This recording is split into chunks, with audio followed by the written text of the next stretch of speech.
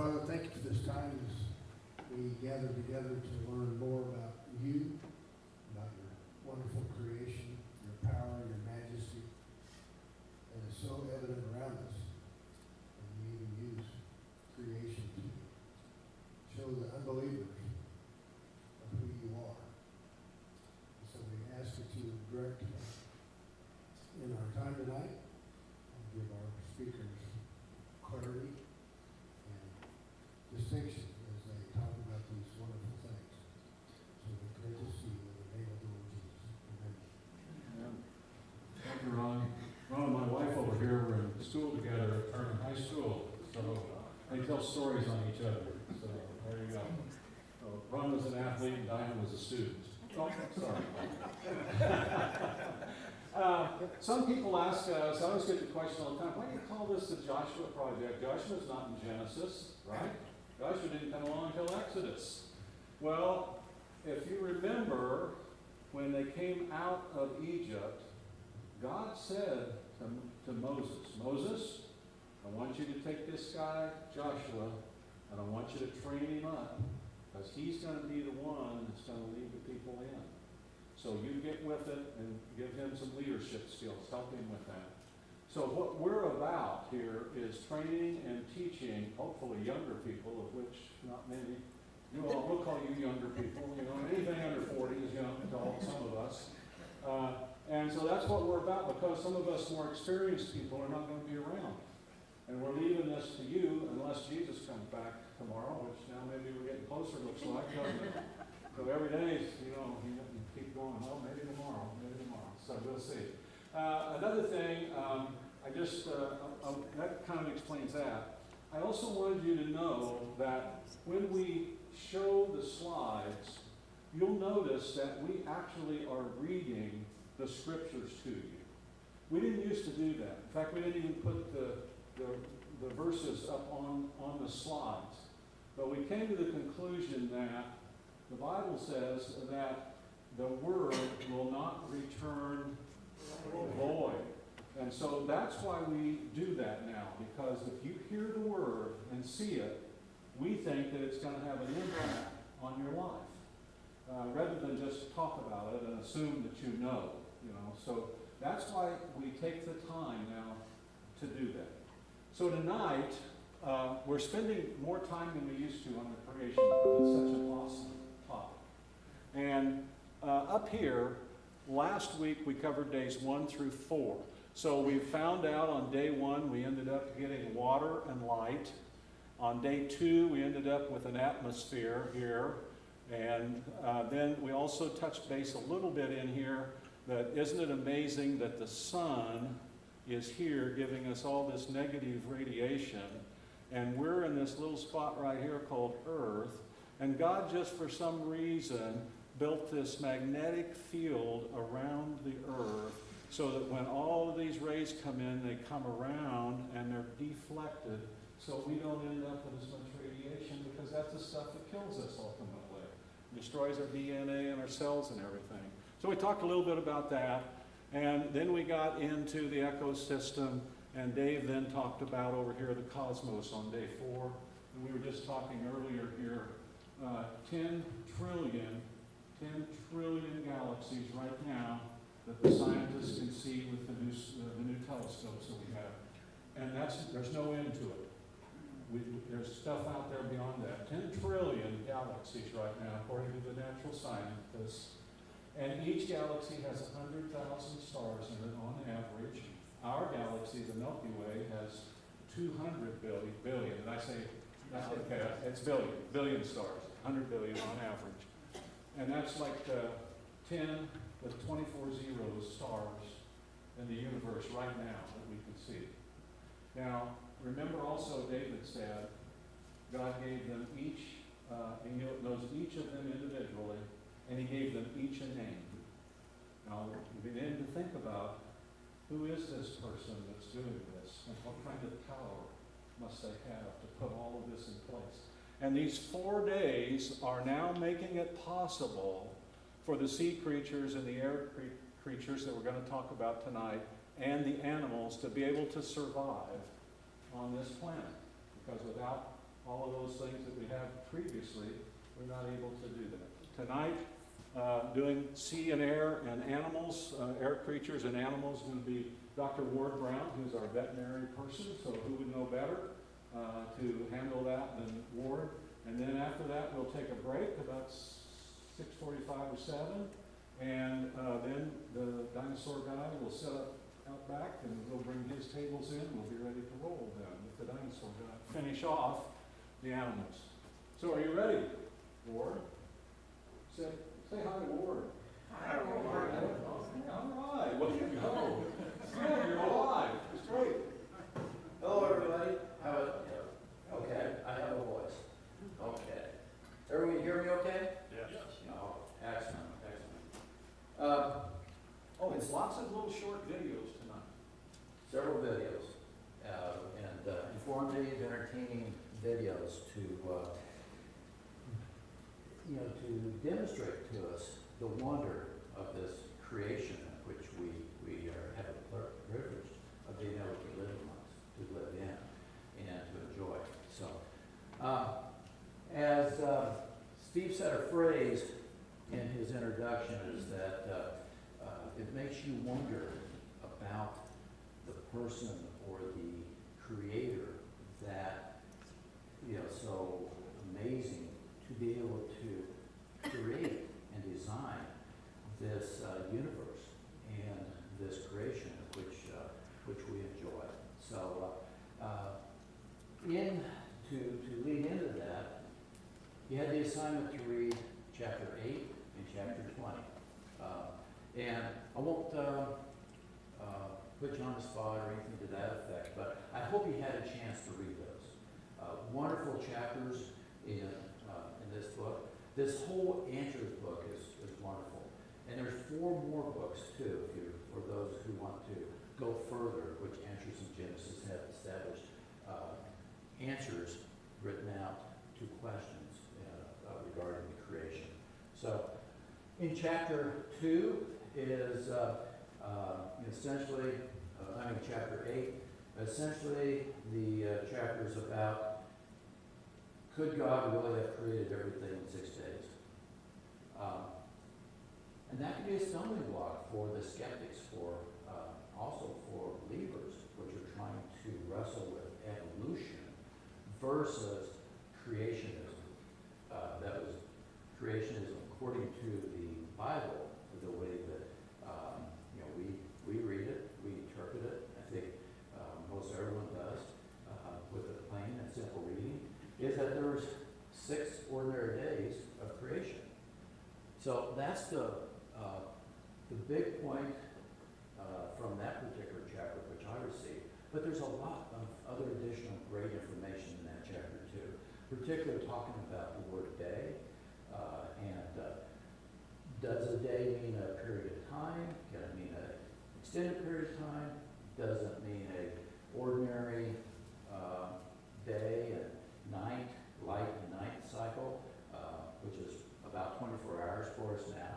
Does it mean that? So a real good discussion on that, which then leads us to the conclusion is that yes, God could have created everything in 6 ordinary days and then rested on the 7th.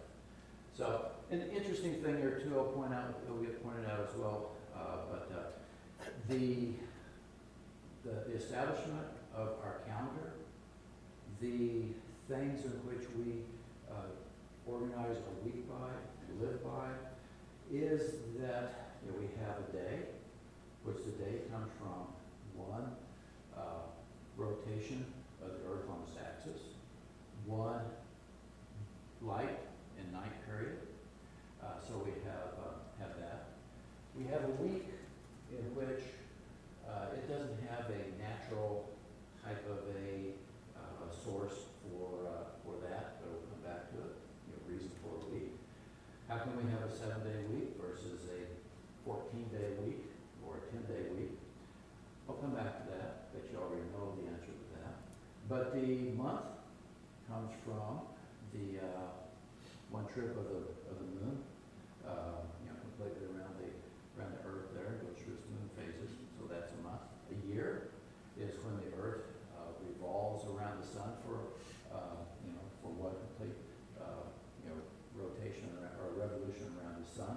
So the week actually comes from the creation. It's an example, and it's written and explained in chapter 8 how God set an example for us to structure our work week. Is that we have 6 days to do our work in, and we have 1 day to rest and to worship and to have a Sabbath. So those are the things there which are in that particular chapter. And then in the other chapter that was part of the homework, hope you read that one too. It's a shorter chapter, but it was about the title is, "Did Jesus say he created in 6 literal days?" So goes in and then it establishes, the response is that yes, the answer is that Jesus did say that he created in 6 literal ordinary days. Which then, with that big idea, which we all know that, but sometimes we forget it, particularly if we're talking about creation evangelism, is that the creator, that Jesus is the creator. He's also God, so Jesus is God, creator, and if we go on down the line, Jesus is the sustainer, as established in Colossians, and then he is our redeemer, and he came to die for us. He is also our judge and our king. So that is something, if you're doing creation evangelism, talking about creationism, don't ever lose sight of who is doing the creation and all the other important factors which Jesus has from the Bible and to tell us about. So with that bit more introduction, we're going to now go into the start talking about the animals being created. Last week I talked about the first creation of life, which is plant life, and how that occurred on day 3. So we established that idea. And the interesting thing about that is that plants were created and put here before the sun was.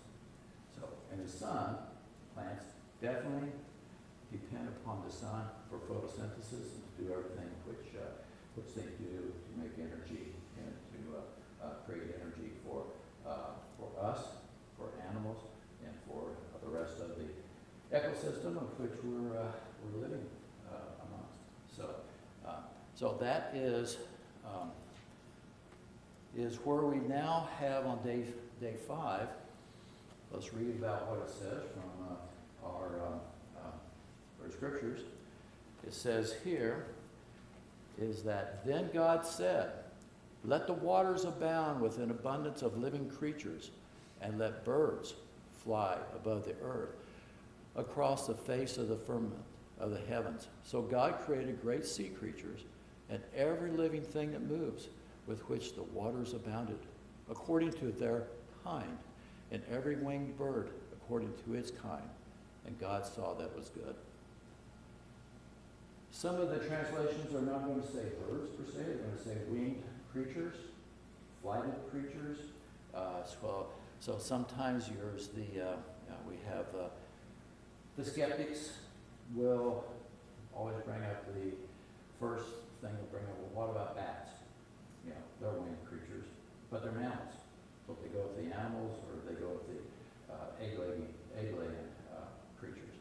So we don't know for sure, but the Bible says flighted or winged or flying creatures. So it's one of those things which, if God wanted to create bats on day 5, God could have created bats on day 5, even though they're mammals and they're flying around.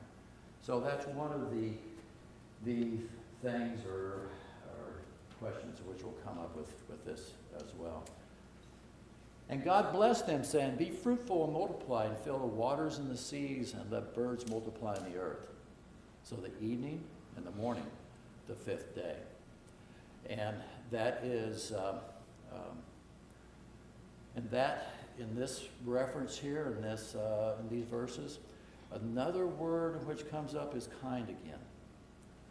So kind takes a male and female of one kind to two different kinds of the male and female coming together will not reproduce additional kinds down the line. So that is the idea there, that to understand, that can explain a lot of things if you can understand that particular genetic concept. And the kinds,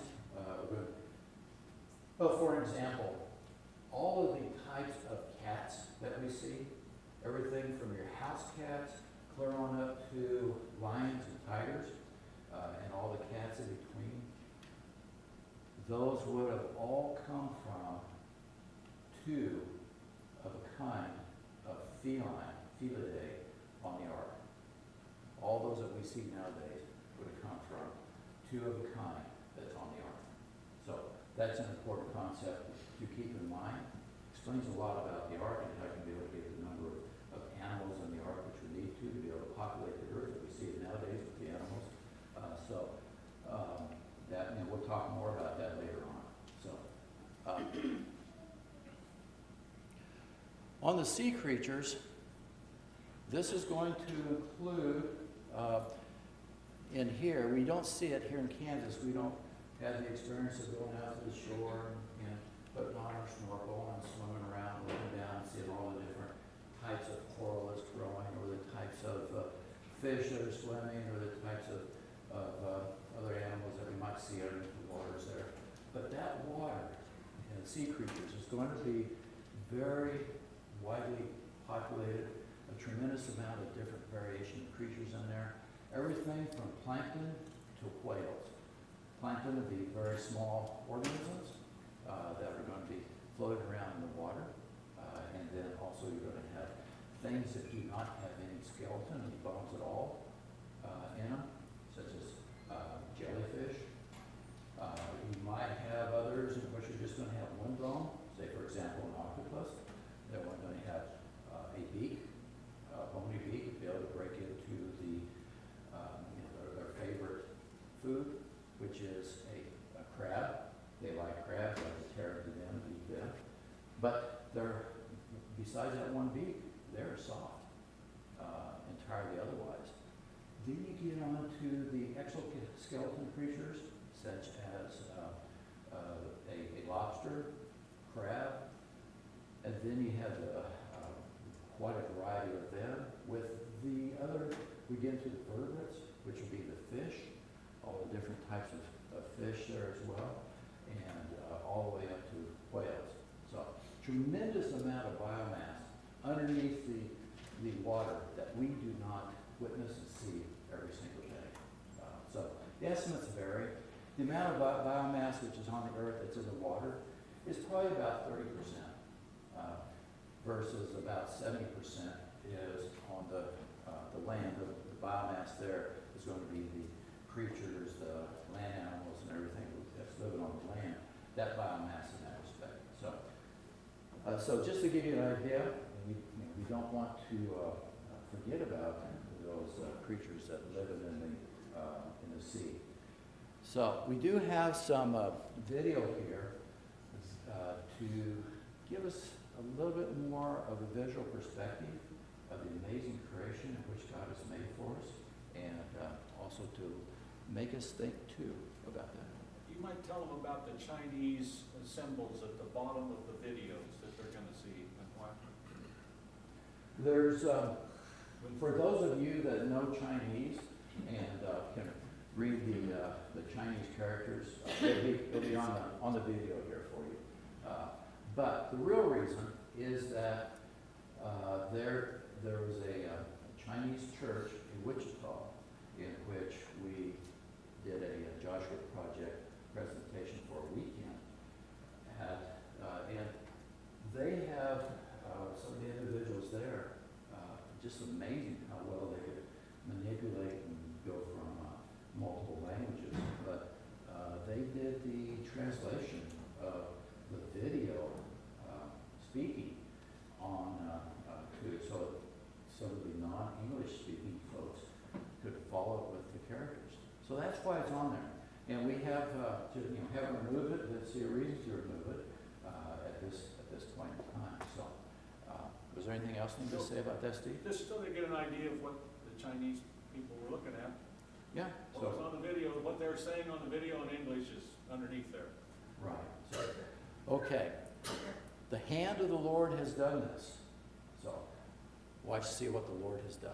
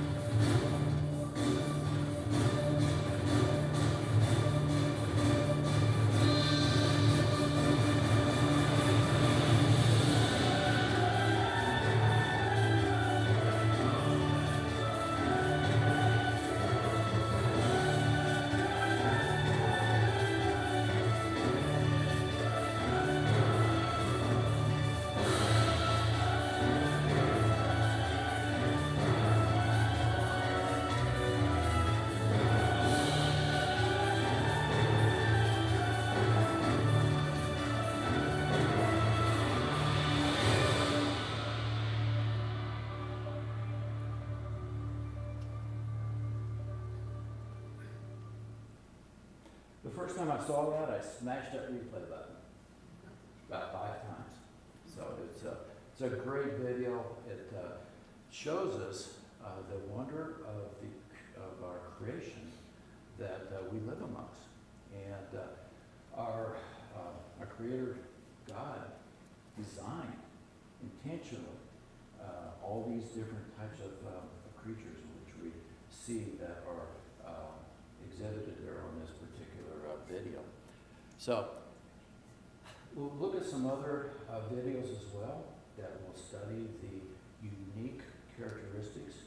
And one of the things which we have to keep in mind is that is this something in which those creatures did they evolve and learn these type of things over millions of years? Was it something of which our common designer, creator, instilled into these creatures to be able to do? And then there's also the term or the idea that is out there in some of the readings is irreducible complexity. We talked about complexity last week. Next week we're going to get a whole lot more complexity being established and showing how complex the living creatures are and how they are put together in certain situations, activities, operations in which they are an all or nothing deal. They have to work the first time, or else this creature would not be living and doing what it's doing today. So that's irreducible complexity. See what this has to show us.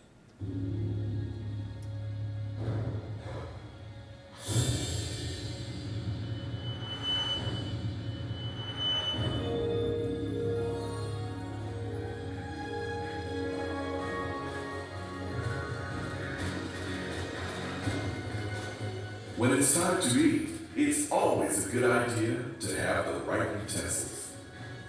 And throughout the animal kingdom, knives, spoons, and salad forks are replaced with biological machinery, behaviors, and instincts that are often nothing less than extraordinary. Case in point,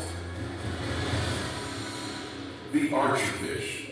a creature that thrives in shallow estuaries from India to Australia. Unlike most fish that feed on insects, archers don't wait for their prey to randomly fly or fall into the water.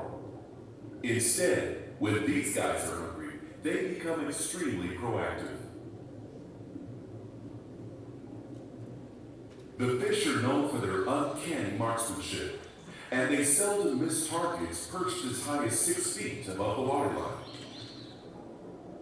It's an impressive display of their ability to apply universal laws of physics and optics, and the systems involved are fascinating.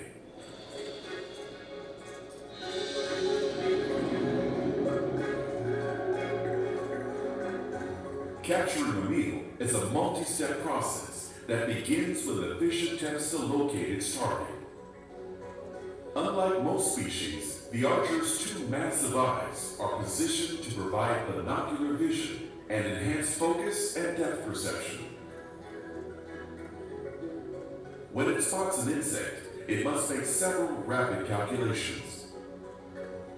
Within seconds, the archer accurately determines the prey's size, angle, and distance, while overcoming refraction and the optical illusion that makes the target appear to be up to 25 degrees away from its actual position.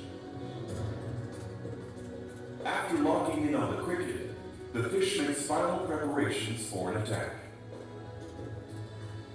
First, it moves its tail side to side to fine-tune its aim. Then, the design of the tongue and mouth takes center stage.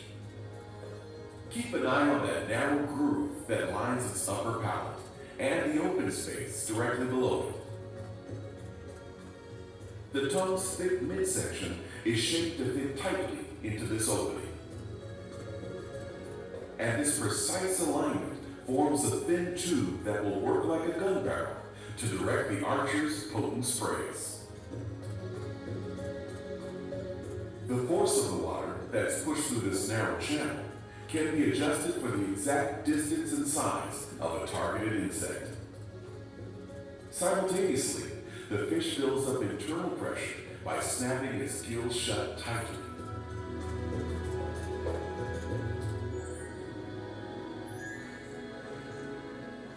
And the streams are launched with almost perfect accuracy. When necessary, the archer can fire up to 7 rounds in rapid succession. Laboratory studies have revealed that these spit streams are much more precise and structurally complex than previously imagined. Depending upon the distance to its target, a fish can calibrate and control the shape and speed of a stream by subtle adjustments of bones and tissues in its mouth. Slow motion photography reveals how each liquid blast is designed to generate maximum power at impact. To better appreciate the sophistication of this hydraulic engineering, let's examine the stream from a different perspective. When an archer shoots, the individual droplets merge to form a globular mass of fluid. The larger the intended insect, the bigger the glob. And there are other factors in play. If the prey is close enough, the stream path will follow a straight line. But if the distance is extended, gravity will often bend the trajectory into an arc. Again, the archer quickly makes all of the required corrections while adjusting its aim to allow for the gravitational pull. The outcome is predictable.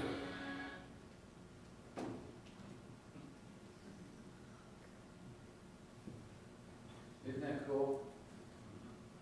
I don't see an archer fish every day in your pond, so, that's one of those things in which, if an archer fish gets a lot of its food by knocking bugs off the leaves, how many thousands or millions of years did it take to try to keep trying to finally develop the right furrow in the mouth and to be able to have that, I like that one word, spit string, to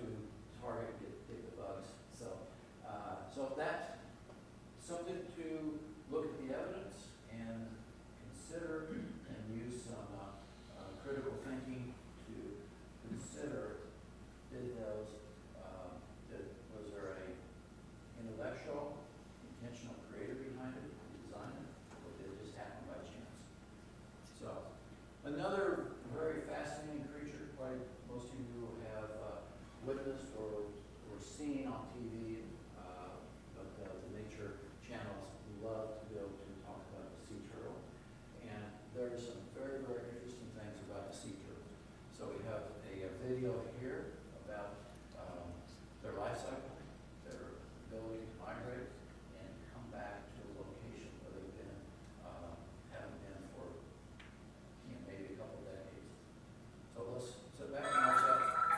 This story begins in hidden nests, buried in beaches from Central America to the southeastern coast of the United States.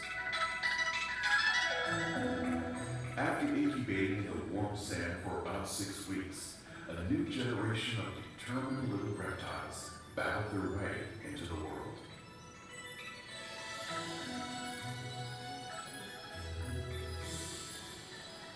Guided only by instinct, the young turtles frantically raced toward the incoming surf. Then swim non-stop for the next 48 hours in an attempt to escape predatory birds, crabs, and fish that line the shore. But immediate survival is not their only objective.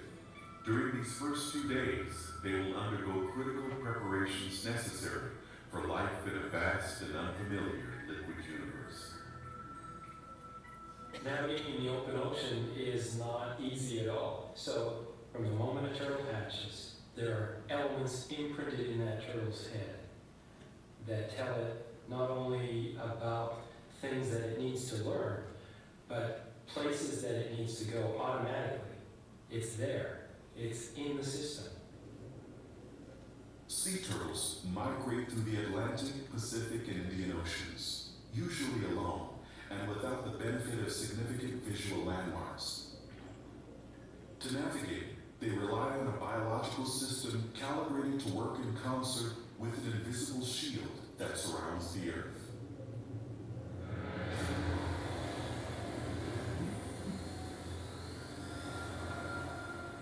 Our planet is constantly bombarded by high-energy particles emitted from the sun. We are protected from this deadly barrage by a magnetic field that extends more than 40,000 miles into space. This phenomenon has been compared to an enormous bar magnet with field lines that flow upward from the southern hemisphere and then wrap around the Earth. Each line intersects a different point on the Earth's surface at a specific angle and intensity. They are strongest at the poles and weakest at the equator. Together, they create a distinct pattern that can be charted as coordinates for the latitude and longitude of any location on the planet.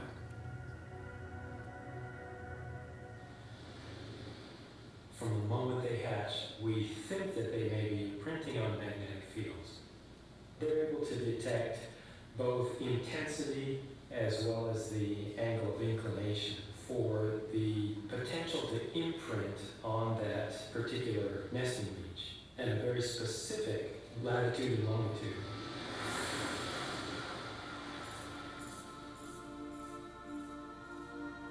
Once a turtle imprints the geomagnetic coordinates of its birthplace, it begins a journey that will lead to a feeding ground it will use throughout the rest of its life. For a turtle born in Costa Rica, for example, this home range could be a coral reef in the Dominican Republic more than 1,000 miles away. As the hatchling swims and drifts through the Caribbean, it continues to imprint a series of coordinates on a magnetic map inherited at birth and stored within its brain. Once the turtles enter the water, they're detecting magnetic fields as they're drifting. So they're obviously picking up waypoints along their drifting existence over those first 2 years or so. And it's those waypoints that essentially they're going to use in a reverse manner when they leave the foraging grounds 15, 18, 25 years later to then make their way back essentially to the nesting beach.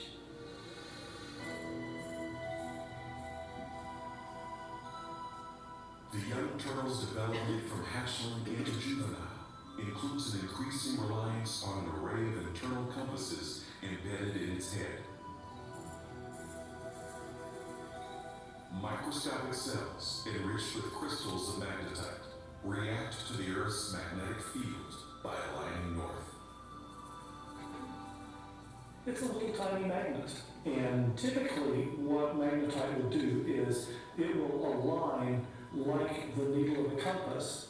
It tells them what their heading is, and it tells them something about where they are at that moment. So they need to be able to know what direction they're moving, but they also need to be able to know where they are at any point in that journey.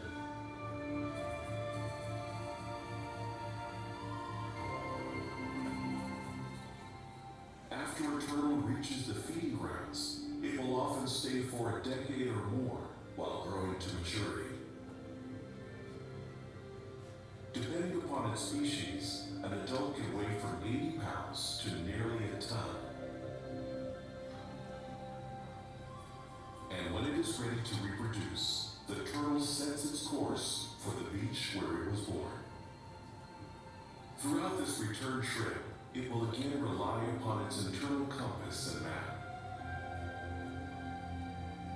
To find its way home, the turtle follows the coordinates it originally imprinted years earlier, but this time in reverse order. Then, when it nears land, it identifies the specific location of its natal beach with another navigational aid, its sense of smell. Turtles may actually be detecting certain cues, that is chemicals in the water that may have come from the nesting beach, molecules of mud or sediments. They've had to lock that information up somewhere, but then when they turn around after 25 years to come back to the nesting beach, that's the point at which that information has to come back to the brain and say, okay, remember those scents, remember those molecules from 25 or 30 years ago, and now is the time to start thinking about and looking for those cues. And that may be another way for turtles as they get closer and closer to the nesting beach to recognize that they're in the right spot.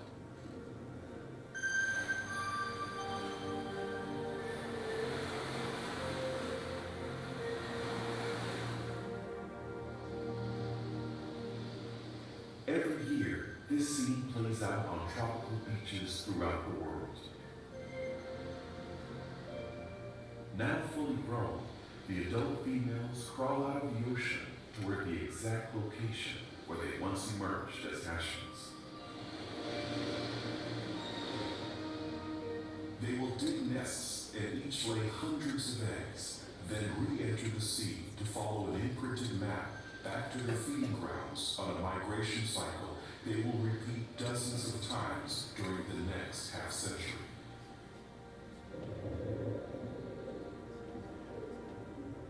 As a scientist, I love being able to ask questions about intricately designed systems and pursue those answers until we get to some kind of conclusion. This whole idea of migrating thousands of kilometers across open oceans. It's very difficult to imagine, but turtles are still nevertheless able to find their way back to sometimes within meters of where the nesting beach may have been.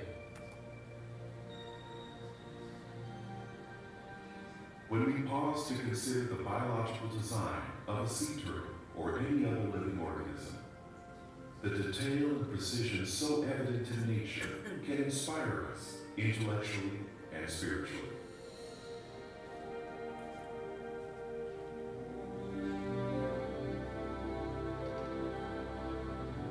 And just as we applaud the work of a gifted scientist, architect, or engineer, may we also acknowledge the Creator God who called into existence every creature that inhabits the earth with the brilliance of his mind and the power of his word.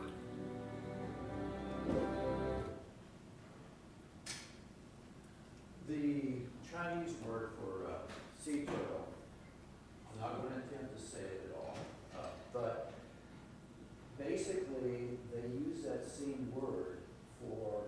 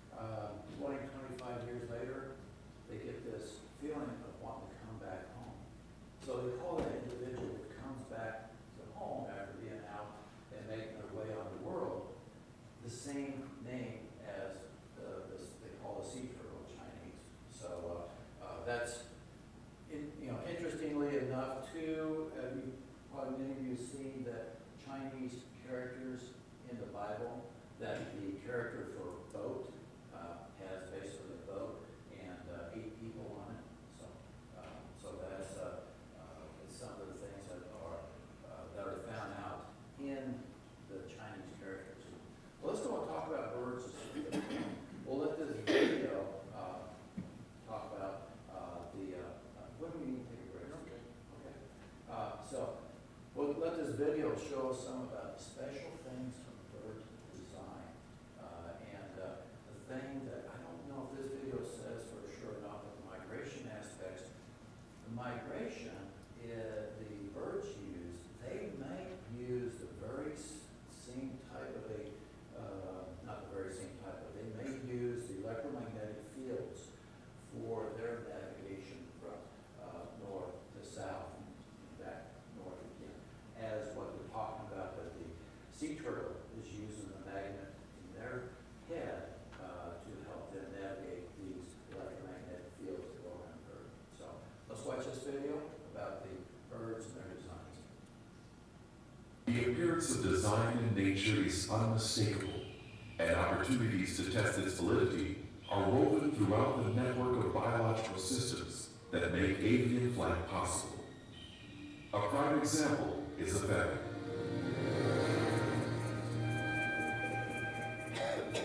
A bird's feathers are arranged to create a strong, highly efficient airfoil that produces lift as air moves rapidly over the curved top of the wing and slower beneath it. And as a consequence of that, there's a pressure differential. There's more pressure pushing up on the bottom of the wing than there is on top of the wing. So in a sense, a bird's actually sucked up into the air. As a bird glides or flaps, a network of muscles, ligaments, and bones constantly adjusts the position of its feathers to achieve the highest maneuverability. The inherent precision of this system is even more evident when the structure of a single feather is magnified. One feather can contain 1 million individual parts, and its overall structure is supported by a hollow shaft that runs up the center. Then, branching out diagonally from the shaft, hundreds of strands called barbs give a feather its flexibility and aerodynamic shape. And when you move in closer, you see that each barb supports hundreds of even smaller structures called barbules. Barbules are arranged into sets of opposing pairs. Those extending from one side of a barb support a cluster of microscopic hooks, and those on the other side are curled into ridges. As they overlap, the barbules interlock, hook to ridge, to create a zipper-like mechanism, and on a larger scale, a herringbone pattern that blocks the passage of air, bends freely, and allows the bird to easily repair breaks on the surface of its wings. Unless those individual components that you see in feathers work together appropriately, you're simply not going to have a functional feather. And we need to remember that the feathers are just a small part of this overarching combination of systems that allow birds to fly.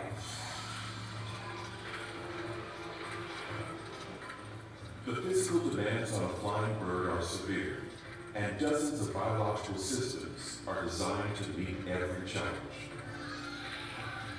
The enormous quantities of energy and strength a bird requires are produced by hearts that beat more than 500 times a minute. Massive breast muscles that relentlessly power their wings. The most efficient respiratory systems in the animal kingdom. And digestive systems designed to fuel high metabolisms without taxing the stringent weight requirements of flight. Birds also depend upon navigational systems that can track the sun, constellations, and the Earth's magnetic field. An internal gyroscope to stabilize the orientation of their bodies during rapid movements of the air. Enhanced vision to identify food from half a mile above the Earth. And instinctive behaviors that cue and direct migration journeys across oceans and continents. Obviously, you're coordinating many different systems that have to be all exactly right for the bird to fly. and the more systems and component parts that are involved, the more challenging it is to explain how all of them came together so precisely in a bird.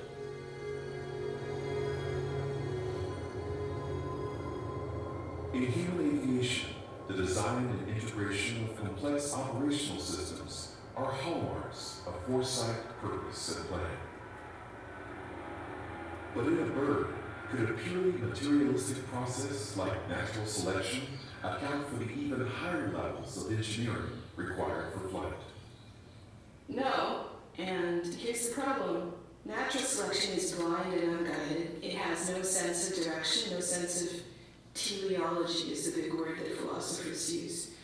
It doesn't know where it's going. The lack of foresight is the major problem. We know that if you throw all the parts for a 747 into the middle of a room and turn on a fan and blow everything around, you're not going to end up with a 747. We know it doesn't work that way intuitively, even when you've got all the parts. Organisms are much more complicated than a 747. Much more complicated, and they're integrated wholes. They're not the sum of their parts. They are alive and responsive, and in terms of multicellular organisms, how that would have happened, I haven't a clue, just by purely naturalistic means.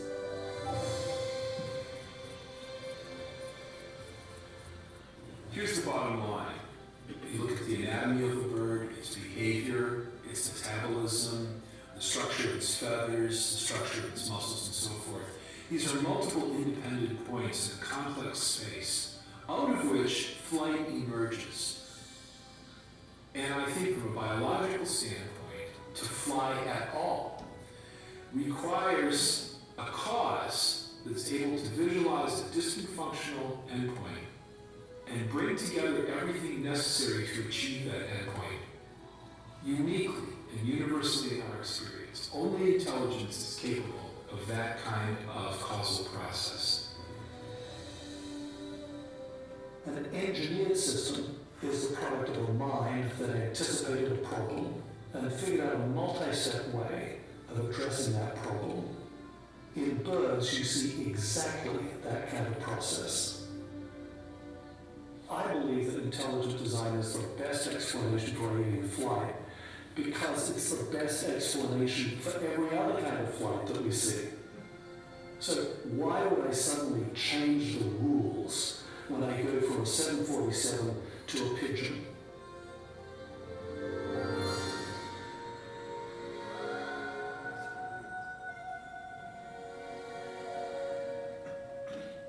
They're engineering marvels.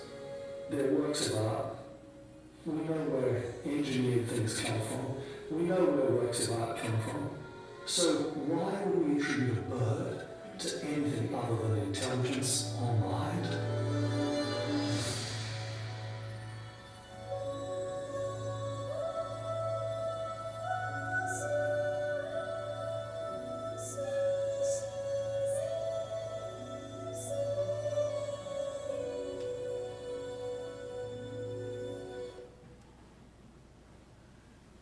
And remember that we're talking about day 5 here, and we have birds and sea creatures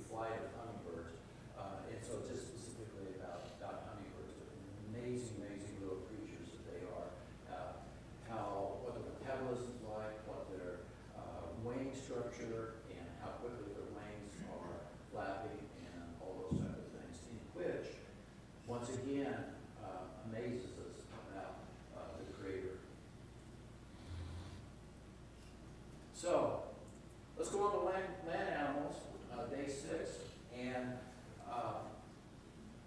we'll read about what God had to say about here in Genesis.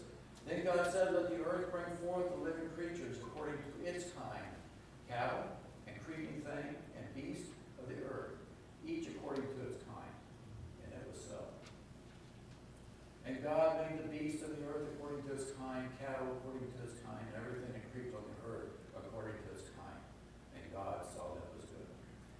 We'll get an example here, just since we don't see these guys running around in our backyards or pastures on a regular basis.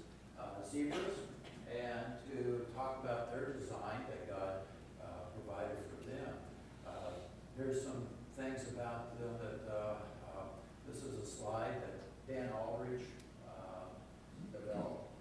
He sends this out on Twitter and other social media to talk about the creation and how there's God that created these creatures. Zebras are brave and care deeply about each other. They defend injured or elder herd members from predators by encircling them if threatened.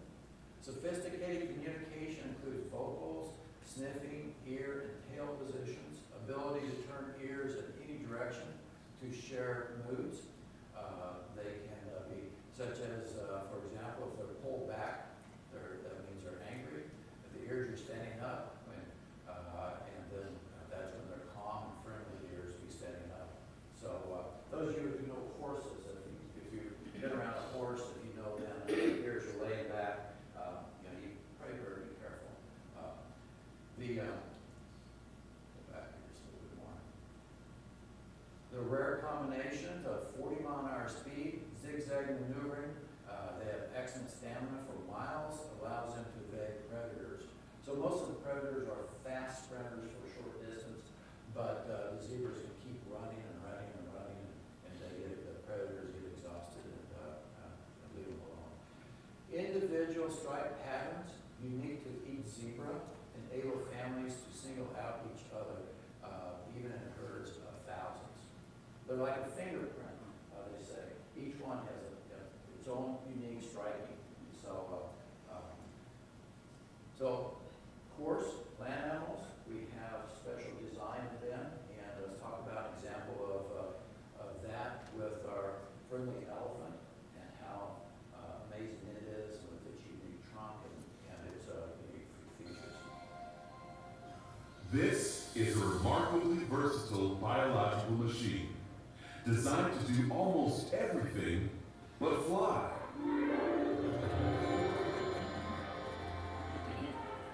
An elephant's trunk is the Swiss Army knife of the animal kingdom. Part hand, hose, storage tank, suction pump, breathing apparatus, vibration detector, and trumpet. Its unique construction and abilities reveal a wealth of evidence for intention, purpose, and planning. An adult's trunk can measure up to 9 feet long. It has no bones, so it relies exclusively on more than 40,000 muscles, each aligned to produce bending, twisting, and curving actions in multiple directions. A large nerve that runs from the animal's brain to the tip of its trunk controls every movement with amazing precision, enabling an elephant to perform tasks as diverse as pushing around trees and painting pictures of them on a canvas. Stay tuned, because this living machine is just warming up. All elephants love the water. They're natural swimmers. And when they travel across a shallow river or lake, the trunk is elevated and curved at just the right angle to form a very effective snorkel. The trunk's versatility is also evident during every meal and snack. And one adult can routinely consume more than 200 pounds of twigs, bark, leaves, grass, and roots in a single day.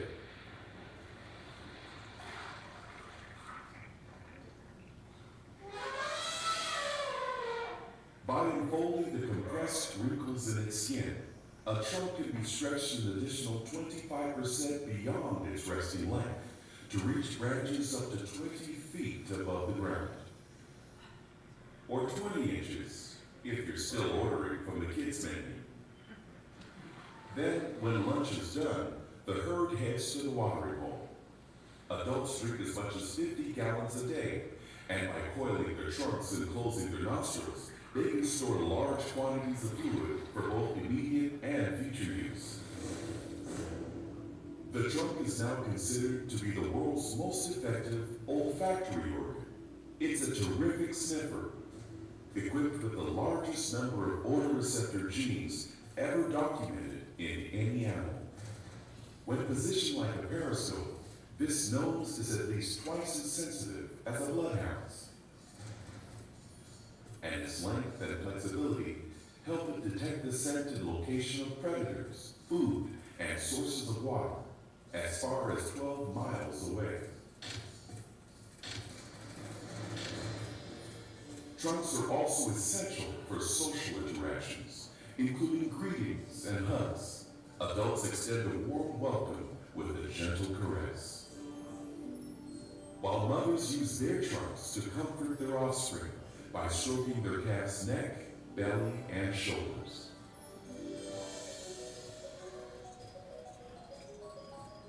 Elephants are sticklers for skincare, and with minimal body hair for protection from the sun, a soothing mud bath applied by the trunk cools them down and provides a shield against insects.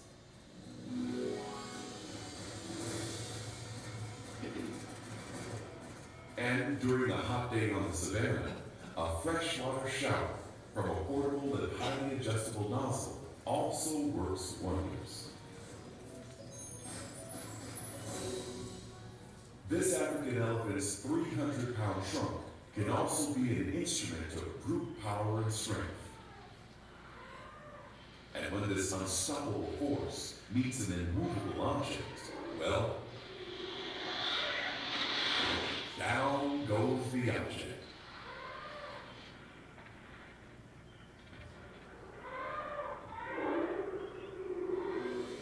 Important keys to the animal's dexterity and finesse are discovered in the tip of its trunk.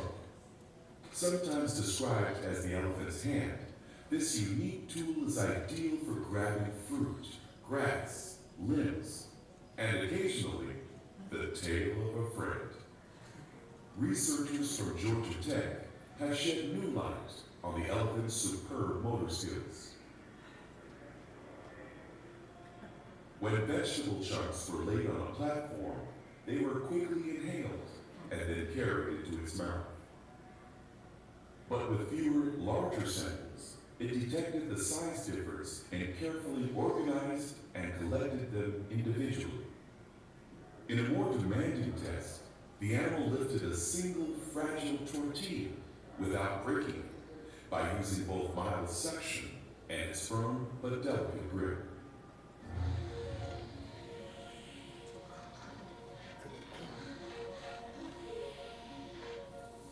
These are actual robots invented to mimic the dexterity and ingenuity of an elephant's trunk. Each exhibits a wide range of abilities, from moving smoothly in all directions to securely grasping a variety of objects.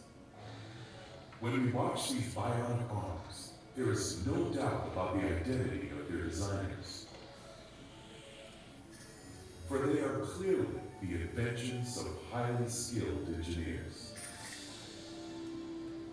However, when it comes to the origin of the living organisms that have inspired several robotic imitations, the world often embraces theories that reduce the genius of an elephant's trunk to nothing more than a product of time, chance, and the blind chemistry of natural selection.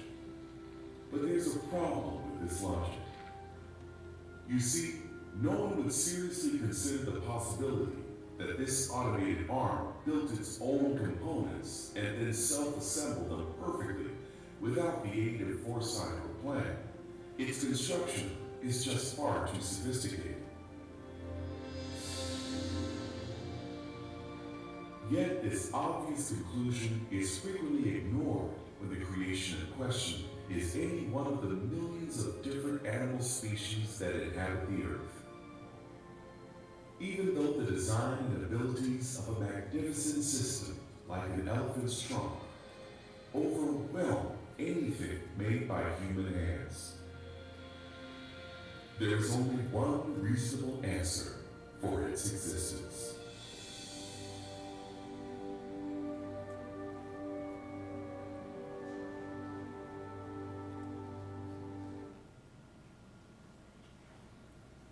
One reasonable answer. For my hand have made all these things, so they all came into being, declares the Lord. In the video, it said they are ignored, which also to ignore things intentionally and keep going on without giving it a fair consideration. With the word denial is also comes to mind. So, but that's a fascinating video about the elephants and other huge creatures, huger creatures than our elephants today, which the biggest is usually going to be about 6 tons or 12,000 pounds, is about the largest land creature we have nowadays. And so the question comes up, land creatures, land animals, where do the dinosaurs fit in? And we have in Job, which we'll probably hear it again a little bit later, but behold now, behemoth, which I made as well as you. He eats grass like an ox. Behold now his strength in his loins, and his power in the muscles of his belly. He bends his tail like a cedar. The sinews of his thighs are knit together. His bones are tubes of bronze. His limbs are like bars of iron. He is the first in the ways of God. What do you think? Think dinosaurs existed with people? Do you think that God created them on day 6 with the other land animals? Do you think they went on the ark? So, all good questions, which we'll stop there right now and leave you to consider and contemplate those. And then we'll have our good friend, the dinosaur guy, who's going to come in next. All right, 20 minutes after we'll start. If you have questions on anything, come up and talk to Ward, and we'll be bringing in, we got to give him a little space here, at least initially. Treats downstairs, I'm assuming. So head on down quickly, and you'll hear my whistle to bring you forward again, okay? We'll start with the dinosaur guy. Here comes one of 2 tables coming in, so make room.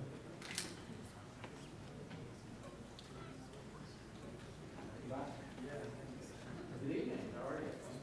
Good. You watch the courts, Kevin.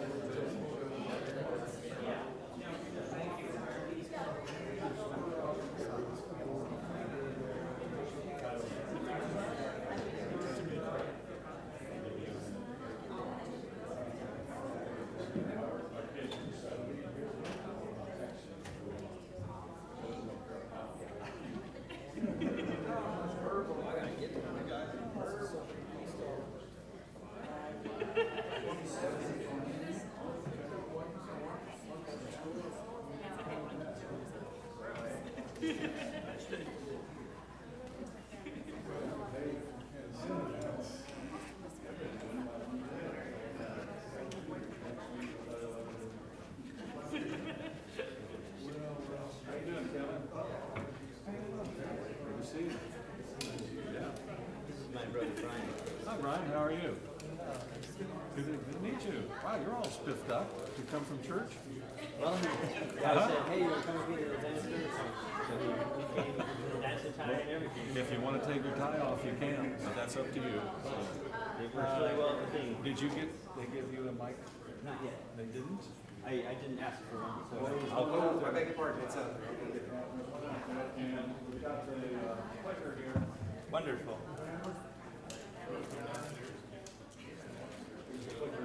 How you doing? Steve? Yeah. Helen, how are you doing back there? Just fine. All right, good. Be careful there, Steve.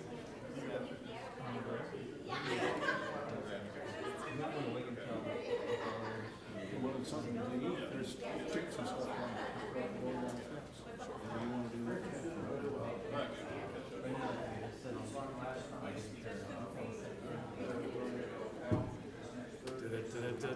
Get them wired. Sounds good. It's doing great. Why don't you give me a test on that signature? Gonna be scratching your beard. So here's this. All right. And do I need to push a button? Gotta get it. There you go. Behold now Behemoth, which I made with him. He eateth grass as an ox. Lo now his strength is in his loins, and his force is in the navel of his belly. Okay, or too loud? It's a little bit loud, but it's okay. I was kind of aiming at it, so if I talk like this, it's still the same loudness, same volume? It's good. Okay. All right, good to go. Just so you don't trumpet like Like an elephant. or like a Tyrannosaurus Rex, like we know how they sound. Right, yes. And we've all heard them talk. Your pterodactyl crack? I actually was thinking about it, but maybe not at this, it might be too much. I see it. Yes. Does this slide and reading that, does that steal your thunder? No, I think it's just like an affirmation. Okay, because you read that usually in your. Right, but I don't always have time. So it's Okay. always good for them to kind of see that and then, Okay. do the presentation. Okay, well, all right, good. Ward, have you met my brother? This is Brian. Hi, Brian, Ward Brown. I said you were. How you doing this evening? Good. Excellent. Glad I got the invite. Yes. Good. For years, Brian worked at Conservation Alliance. Uh-huh. And then we traveled as a family for our Yeah. did Fish Bible schools. Oh, wonderful. Are you still doing that? Well, after Kevin got married, then we started doing more Vacation Bible schools. And then my sister got married, and so that was just the three of us, mom, dad, and myself. Then I had major surgery, and then my dad, his health is just, so mom's the only one that can drive. So we're not able to travel anymore. But we did do 2 VBSs this summer. You did?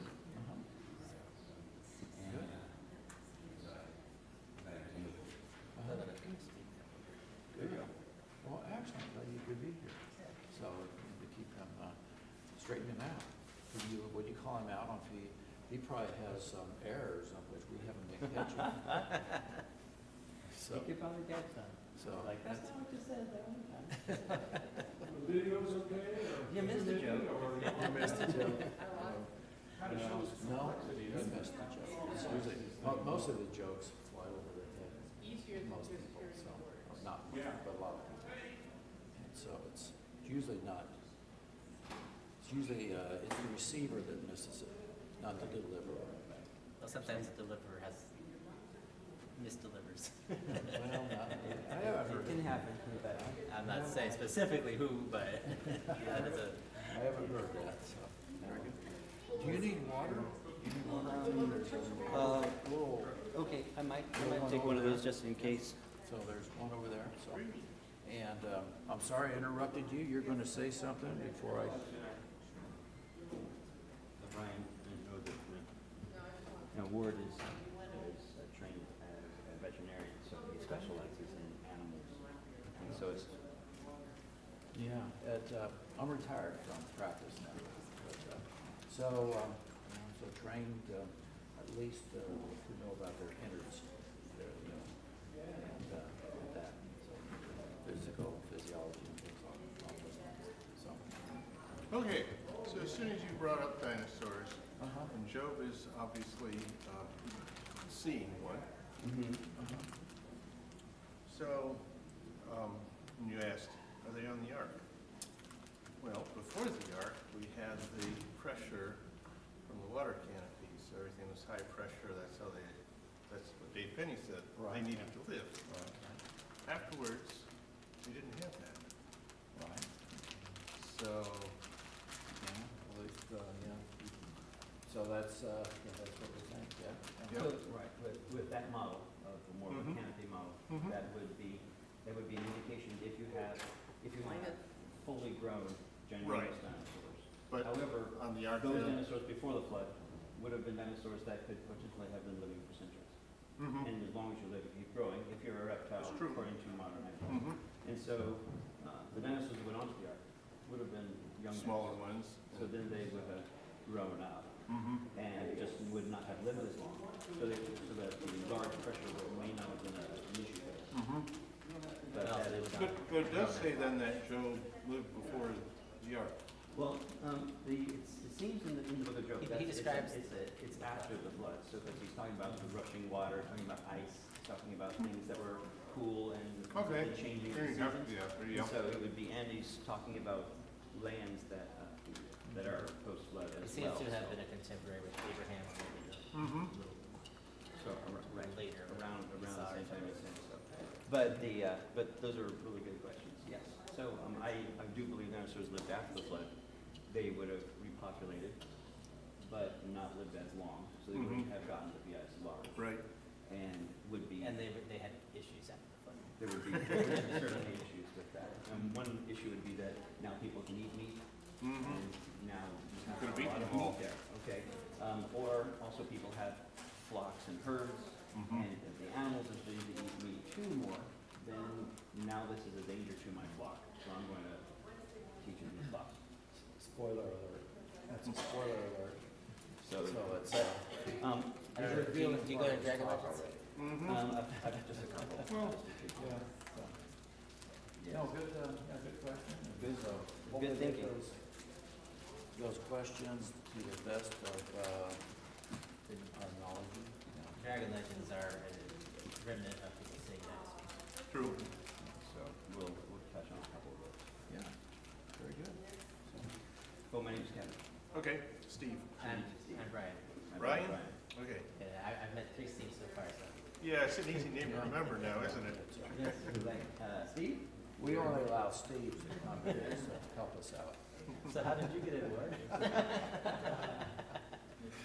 Oh, yeah. He's the wrong name tag. Yeah, yeah, it's the wrong name tag. Oh, very good. You guys need a snack or anything? I really feel like I have everything I need. Brian, would you like to go down and see what there's available in the minutes that are left? Hi. Hi, how are you? Oh, good, thank you. Captain Myers.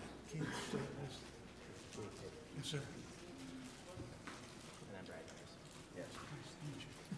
Hi. Hey. I'm Kevin. Yeah, I met you last time at Overbrook. Oh, yes. And I was the one that was supposed to bring that rock, remember that rock? Oh, yes, did you? I brought it this time, it's in the van. Oh, okay, But great. I look forward to seeing it. some people told me that one of them could be like, something could be embedded in there. Sometimes fossils are inside of funny shaped Yeah, rocks. and it's kind of like this, it's like a ball. Okay. And Well, some I'd people. be interested in seeing this. It's like a geo. Maybe I should go get it in a. If you'd like to, you Yeah, can. You know, okay. sometimes it's a geode, sometimes sometimes it's a fossil inside. Yeah, of- and then of, the other one covered. said that it was like a dragon. No. I've heard it called the. Yeah, but not they really. call it something, but it's like Thunder egg or? something like or a dragon scale something, and it's kind of like a. Yeah, I'd love to see it. Anyways, here I'll go get it.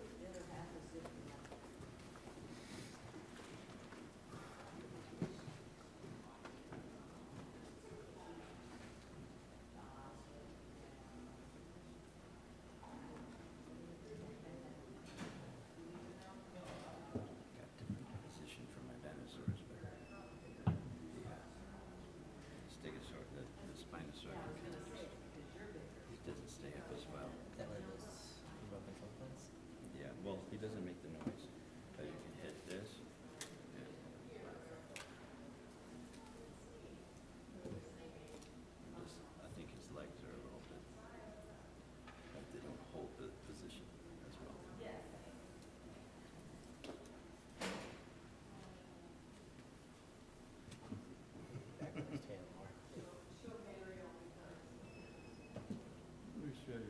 Unnatural looking position. Mind if I come up there and look at it? Hi, come on up. Take a close look. I don't know how much time there will be to look at it afterwards. My name's Kevin. Donald? Good to meet you. And this is my brother Brian. If you feel free to look at them, touch them if you have a question about them. I might answer, or I might just say, oh, I'm going to talk about that tonight. So. Do they actually have that big of claws, or did Yes, yeah, that's the Rhizinosaurus. Those are the longest claws. That's size of it. Wow. They didn't actually have any feathers, but yeah, but the claws are genuine. But they also didn't have giant gophers either. No, they didn't. That's just so you can That's a remember, joke. that's just so you can remember his name better. Check it out, look. Yeah, this could be something that would be hidden in. And then this one, look, they call it like a dragon skin or something, but it has that weird. Yeah, that's striations are really interesting. It could be, it's possible it's a naturally occurring phenomenon that's been pressed by other shapes, or it could be that it has a fossil, maybe an ammonite inside, and then that's just gathered around it, or it could be that this is like a fossil of, I've seen dinosaur scales fossilized, and some of them look similar to that, but I couldn't say. I think the weirdest thing, though. It is. Where did you find it? Just out in the. You see that scratch right there? Yes. I was doing construction out here in Kansas. Right. And we didn't have a restroom, so I was like, told my boss, hey, I need to go use the restroom. And they had grazed, and I saw this sticking out like this little part. you saw that part. Sticking out. And I was like, oh, that's crazy, I'm gonna come back. So I go, and I go get a shovel, and I come back on my break, and I pop it open, and this is what came out. That is crazy. And then I Was kept, this close by? I kept digging close by, and then that was there. You know, it's very interesting because the pattern of this looks similar to some years on that. And I've been wanting to crack it, but I was like, no, maybe I shouldn't. Right, now this looks like, it has that seam. This might go down further in. It's like a seam of some mineral that has seeped into the cracks. That, but it is fascinating. Yeah. Roberto? But Yeah. thank you, brother, for showing us. Those are Yeah, man. looks like a turtle shell. Yeah, well, somebody said that it was kind of like a turtle shell, but the ones that I've seen, they don't, there's nothing like that. Right, sure. Here, I just put this aside. Yeah, very good. This is actually a scale to the Brachiosaurus. Not to all of the others, but to this one, just so you can see what they look like side by side. So it's 1/40th scale, 1/40th scale. So this guy would be 40 times bigger than this. Yeah, exactly. You wouldn't be able to write it.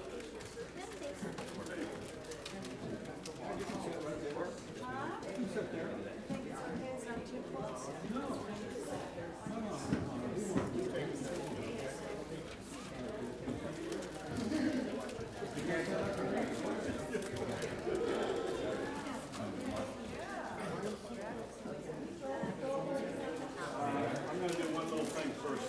Yeah. Kevin, I'm gonna Go ahead.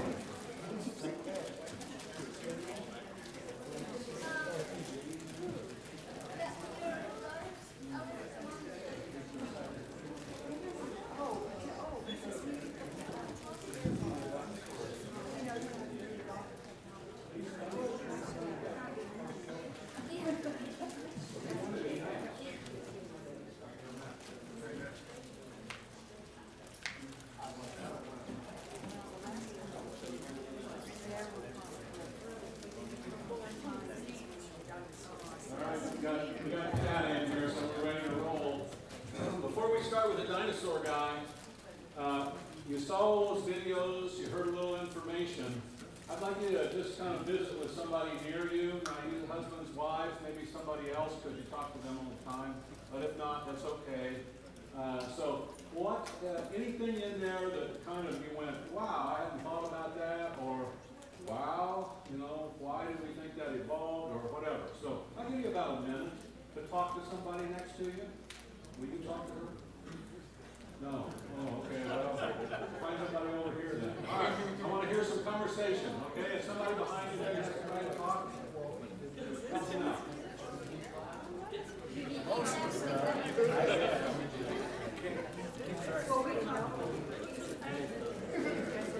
You are.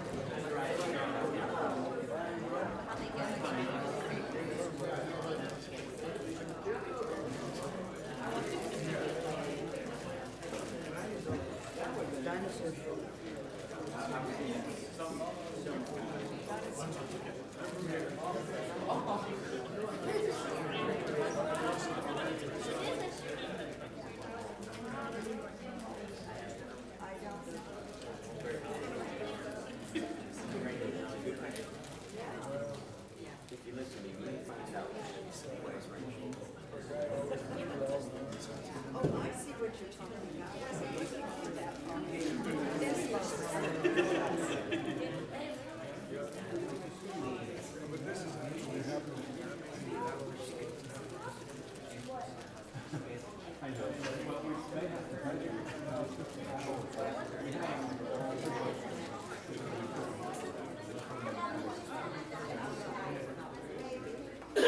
Okay.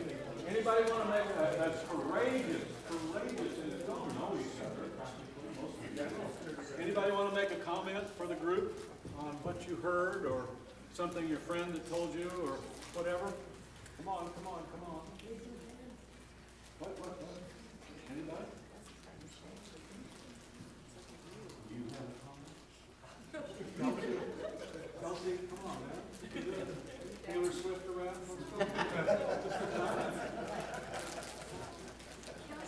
Anybody? No comments in the group? You want to make a comment? Yeah. Right, get close. Gotta get close. Here we go. Close. Well, I mean, I just stating the obvious. Wow. It might not come through. No, it's, I don't have it turned up high enough. Go ahead, keep going. Yeah, no, I was just, to think that one feather has a million different parts. And that's just one little small part of it all. And it just, I know it does this for all of us who are born again, but it just makes you want to know God. I mean, because He's just infinitely manifest in everything. It's just so beautiful. I'm so thankful to be here. Good.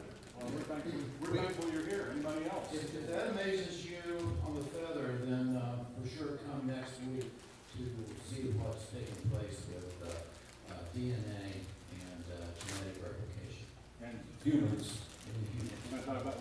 We're the most complex thing in the universe, human being. More than a feather? More than a feather. More than a feather. Anybody else back here? We got a brilliant group back here. I can tell. Quietly thinking. No, they're all looking at their heads. I used to be a teacher. I know when you're not, that's who I would call on.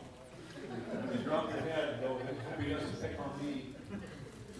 Anything else? Anybody? Yeah, I don't want to force you. Okay. Mr. Schoenberg back there, I think he'll take a shot. Here we have a contestant. A contestant, all right. I was just surprised that there were sea turtles that weighed 2,000 pounds. I didn't realize that. 2,000-pound sea turtles surprised you. I was surprised by that too when I saw that for the first time. I didn't realize they got that big. Isn't that amazing? Others? Comments? Anybody? All right, we're going to talk about big animals and small animals. This guy raised his hand. Oh, we did? Okay, great. Sure, great. We got time. We're in good shape on time. Well, I had a question, and I don't know if you guys will, I want you to address this, I'm sure you will. I'm sure Ward will. Okay, so it is amazing the videos you watch. I want to act like kind of like a devil's advocate here. So I'm looking at the feather, it just blows my mind how complex that is. Okay, so like we know that cats, two cats came off the ark, but the variety of cat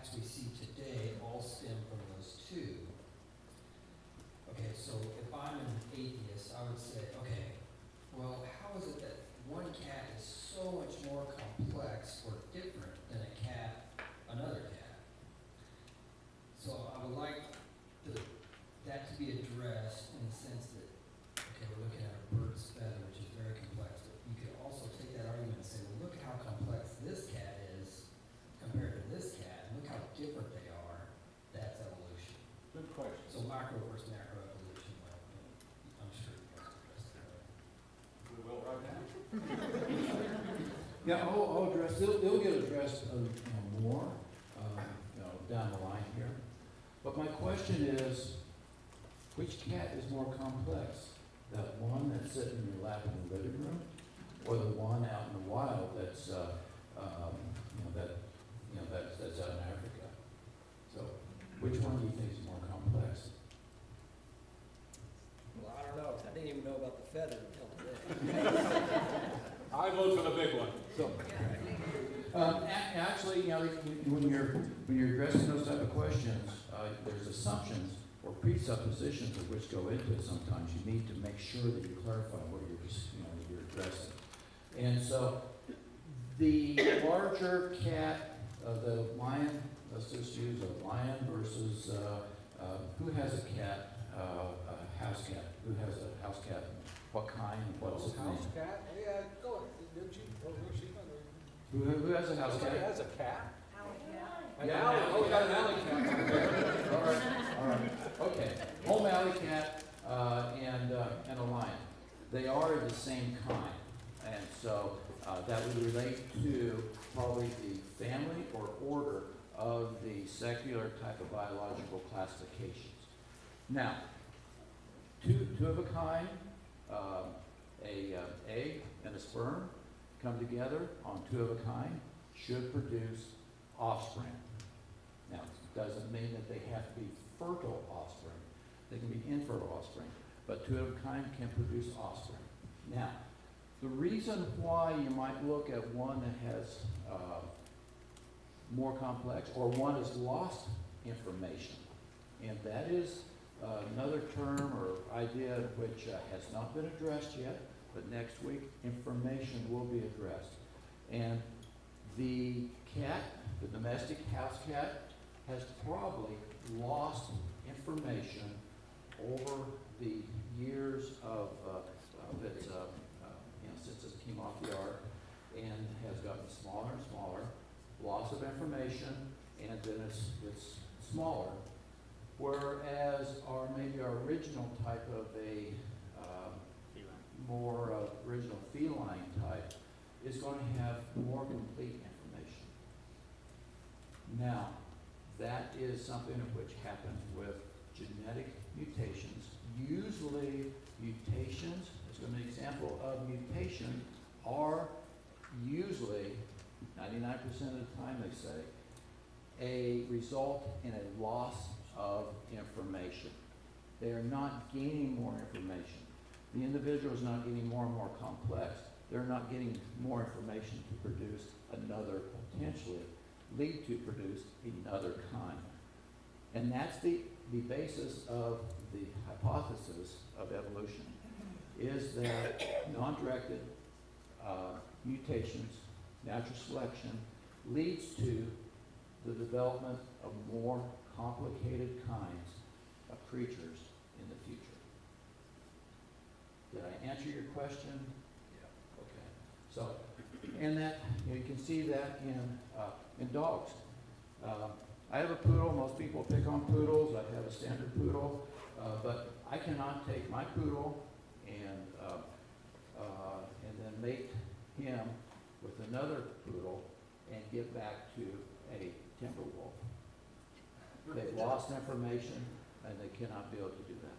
Is the logic then applied to birds, saying that the bird we just looked at, as complex as it was, is actually not as complex as the first bird off the ark? It is a copy of a copy. Yes. Genetic breakdown. Yeah, that would be that would be the logic of that would be the one that came off the ark is more complex, more information. So all the ones that we're seeing now are, as Kevin said here, it's a copy of a copy. So it's almost probably I'd like to use the example of a scribe taking a copy and making another copy, and a group of scribes are doing that. Scribes will make maybe occasional writing error, or a spelling error, or a punctuation error. So they'll do that.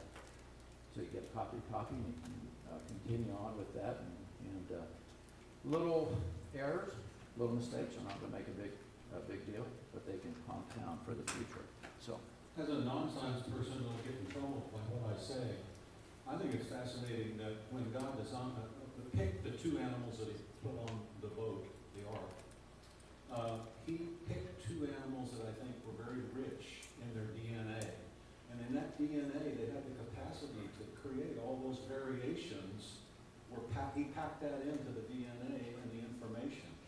And so that's why you get this wide variation also, I think. That's just a non-science person that's listened to this a time or two. And you can, I'm sure you can correct me, I probably said something incorrect, but that's kind of how I'm amazed at the variation that occurs. But I think God built that into the system early on, so I don't know. yeah, it was designed into the system. Kevin will touch upon that here with his presentation, and then also we'll talk a little bit more about when it comes time for animals to go into the ark as well.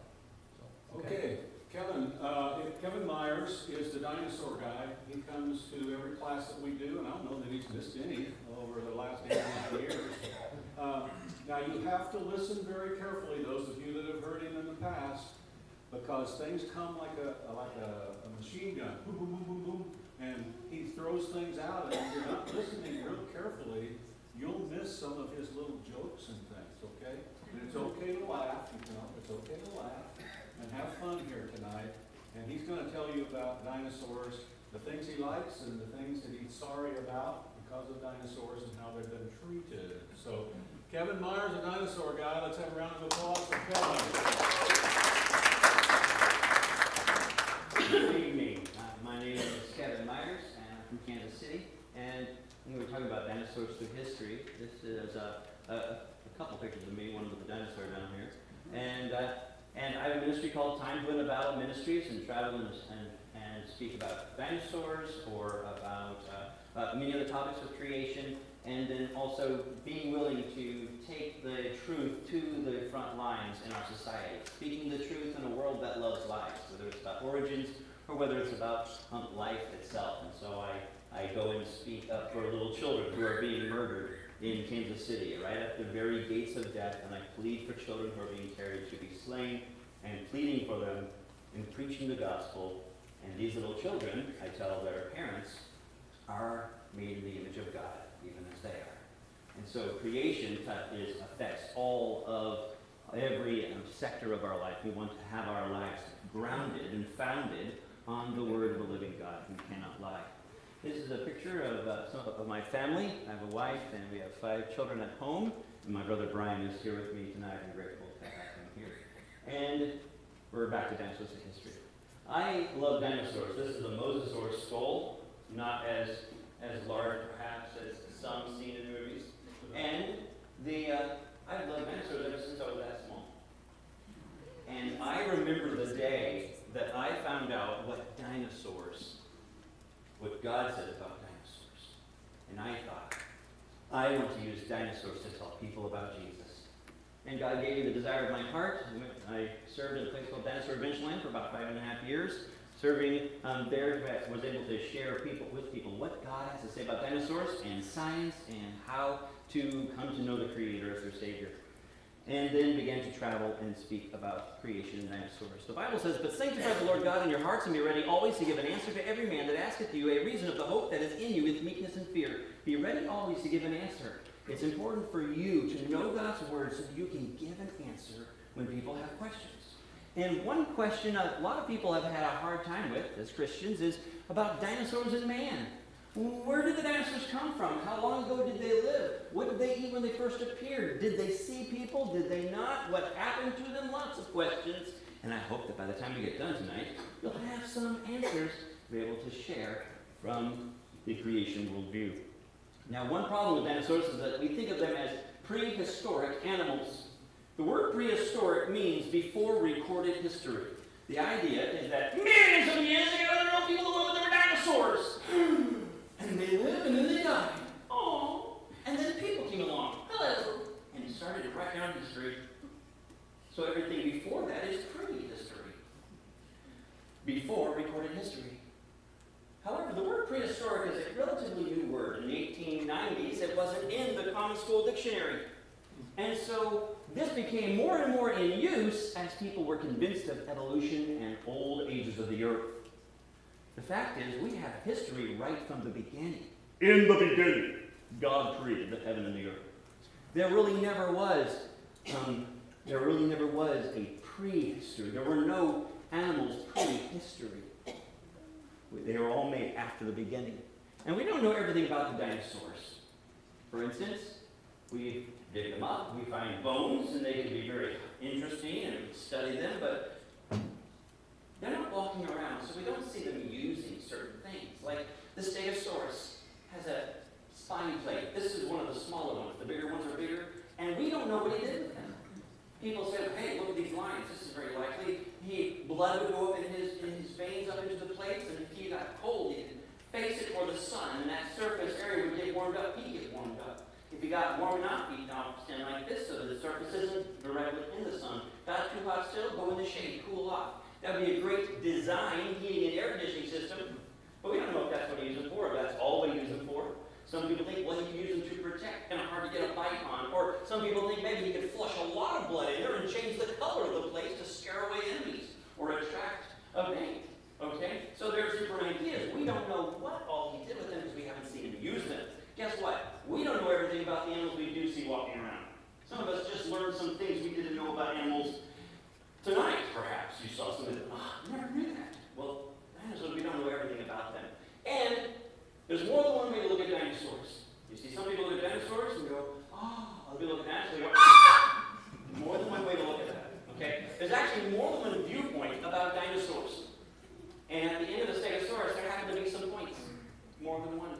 Now, there's more than one viewpoint about how dinosaurs got here. Most people only hear the evolutionary viewpoint that says, well, over millions of years, these creatures formed, and we went from Jew to you by way of the zoo. But I don't believe that's true. That's their point of view. They have to take it by faith. And so, that's their worldview, but they teach it as fact. That's one worldview. Now, the other worldview is the creation worldview, and it's not something I thought up. It's according to the Scriptures. What the Almighty, all-knowing God has to say. And he says that he created everything in 6 days, around 6,000 years ago, if you add up the dates. The Bible says, for in 6 days the Lord made heaven and earth, the sea, and all that in them is. All that in them is would include dinosaurs.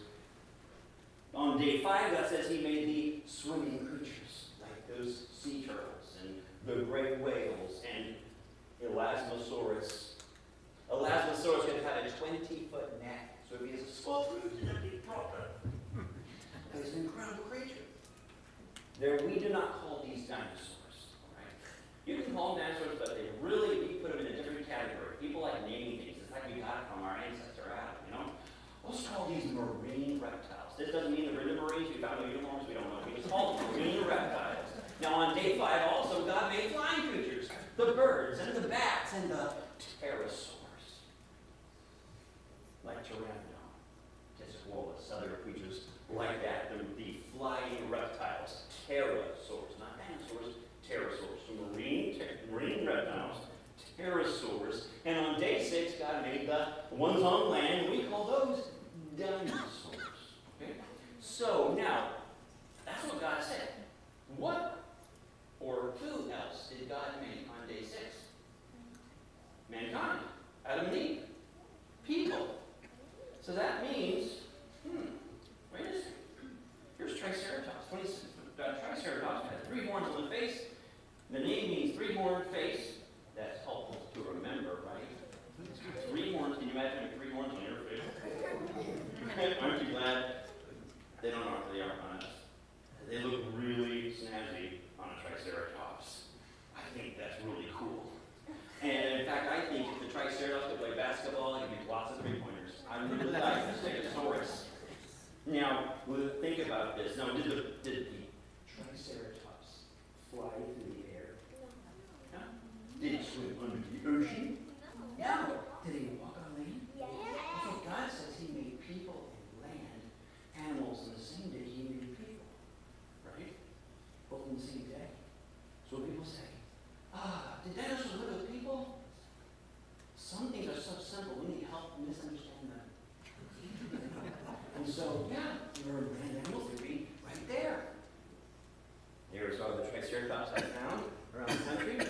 So now listen, evolution says dinosaurs and people live millions of years apart. Creation says they were made in the same week, the dinosaurs, the land ones, and people on the same day. Are those two views the same? No. No. Things that are not the same are different. Okay? Tyrannosaurus rex also would have lived right alongside Adam and Eve on Earth at the same time. You think they'd be nervous? Tyrannosaurus rex? Now this is Sue the T-Rex. If you find a dinosaur specimen, you may be able to name it. This one's named Sue. There was another one named Stan. That's Stan and Sue. My parents are named Stan and Sue. Now, this is inside the mouth of a T-Rex. The largest T-Rex in the world. It's actually bigger than real life, so they didn't get that big. About 20 feet tall at the highest. Now, Tyrannosaurus rex had teeth in his head. Makes sense. He had a lot of teeth, and he also had a brain. He had more teeth than brains. Some people think, does that mean you did bad on tests? We don't know. But this could be a good example of nanotechnology. Hello? Hello? Okay, now. I like the Tyrannosaurus rex. But what did the T-Rex eat when he first appeared on the planet? Who knows what the T-Rex ate? You don't have an idea. I appreciate your cautiousness because we haven't seen a T-Rex eat. Unless you watch a movie, right? And the people who made those movies, they say, oh, he ate meat. But the people who made the movies, did they see dinosaurs eating meat? No. And so if you want to know what a T-Rex eats, you would need to go back in time and watch it. Or you could find a record written by somebody who saw a T-Rex eat and write it down. Wait a second. There's another way. The shape of the tooth. These the sharp teeth means you eat meat. Right? And so if it has sharp teeth, does it have sharp teeth? They must have eaten meat. Well, here's a megalodon, and sharp teeth, the tooth shape, does teach something. It does show something. Megalodon sharks had sharp teeth that would tear and slash. They would rip and tear with their teeth. It tells you how he eats. This is a mammoth tooth. It is designed to chew and grind. The shape of the tooth tells you how the animal eats, but it does not tell you what the animal eats. This is a green iguana. Teeth as serrated and sharp as any shark tooth. And they love mango slices. Collard greens. I've raised them. They're vegetarians. Pandas have big canines, powerful teeth, and they eat bamboo. We all know that. This is a bat, has sharp teeth, flies in the air and rips into bananas. It's a fruit bat. So the shape of the tooth doesn't tell you what it eats.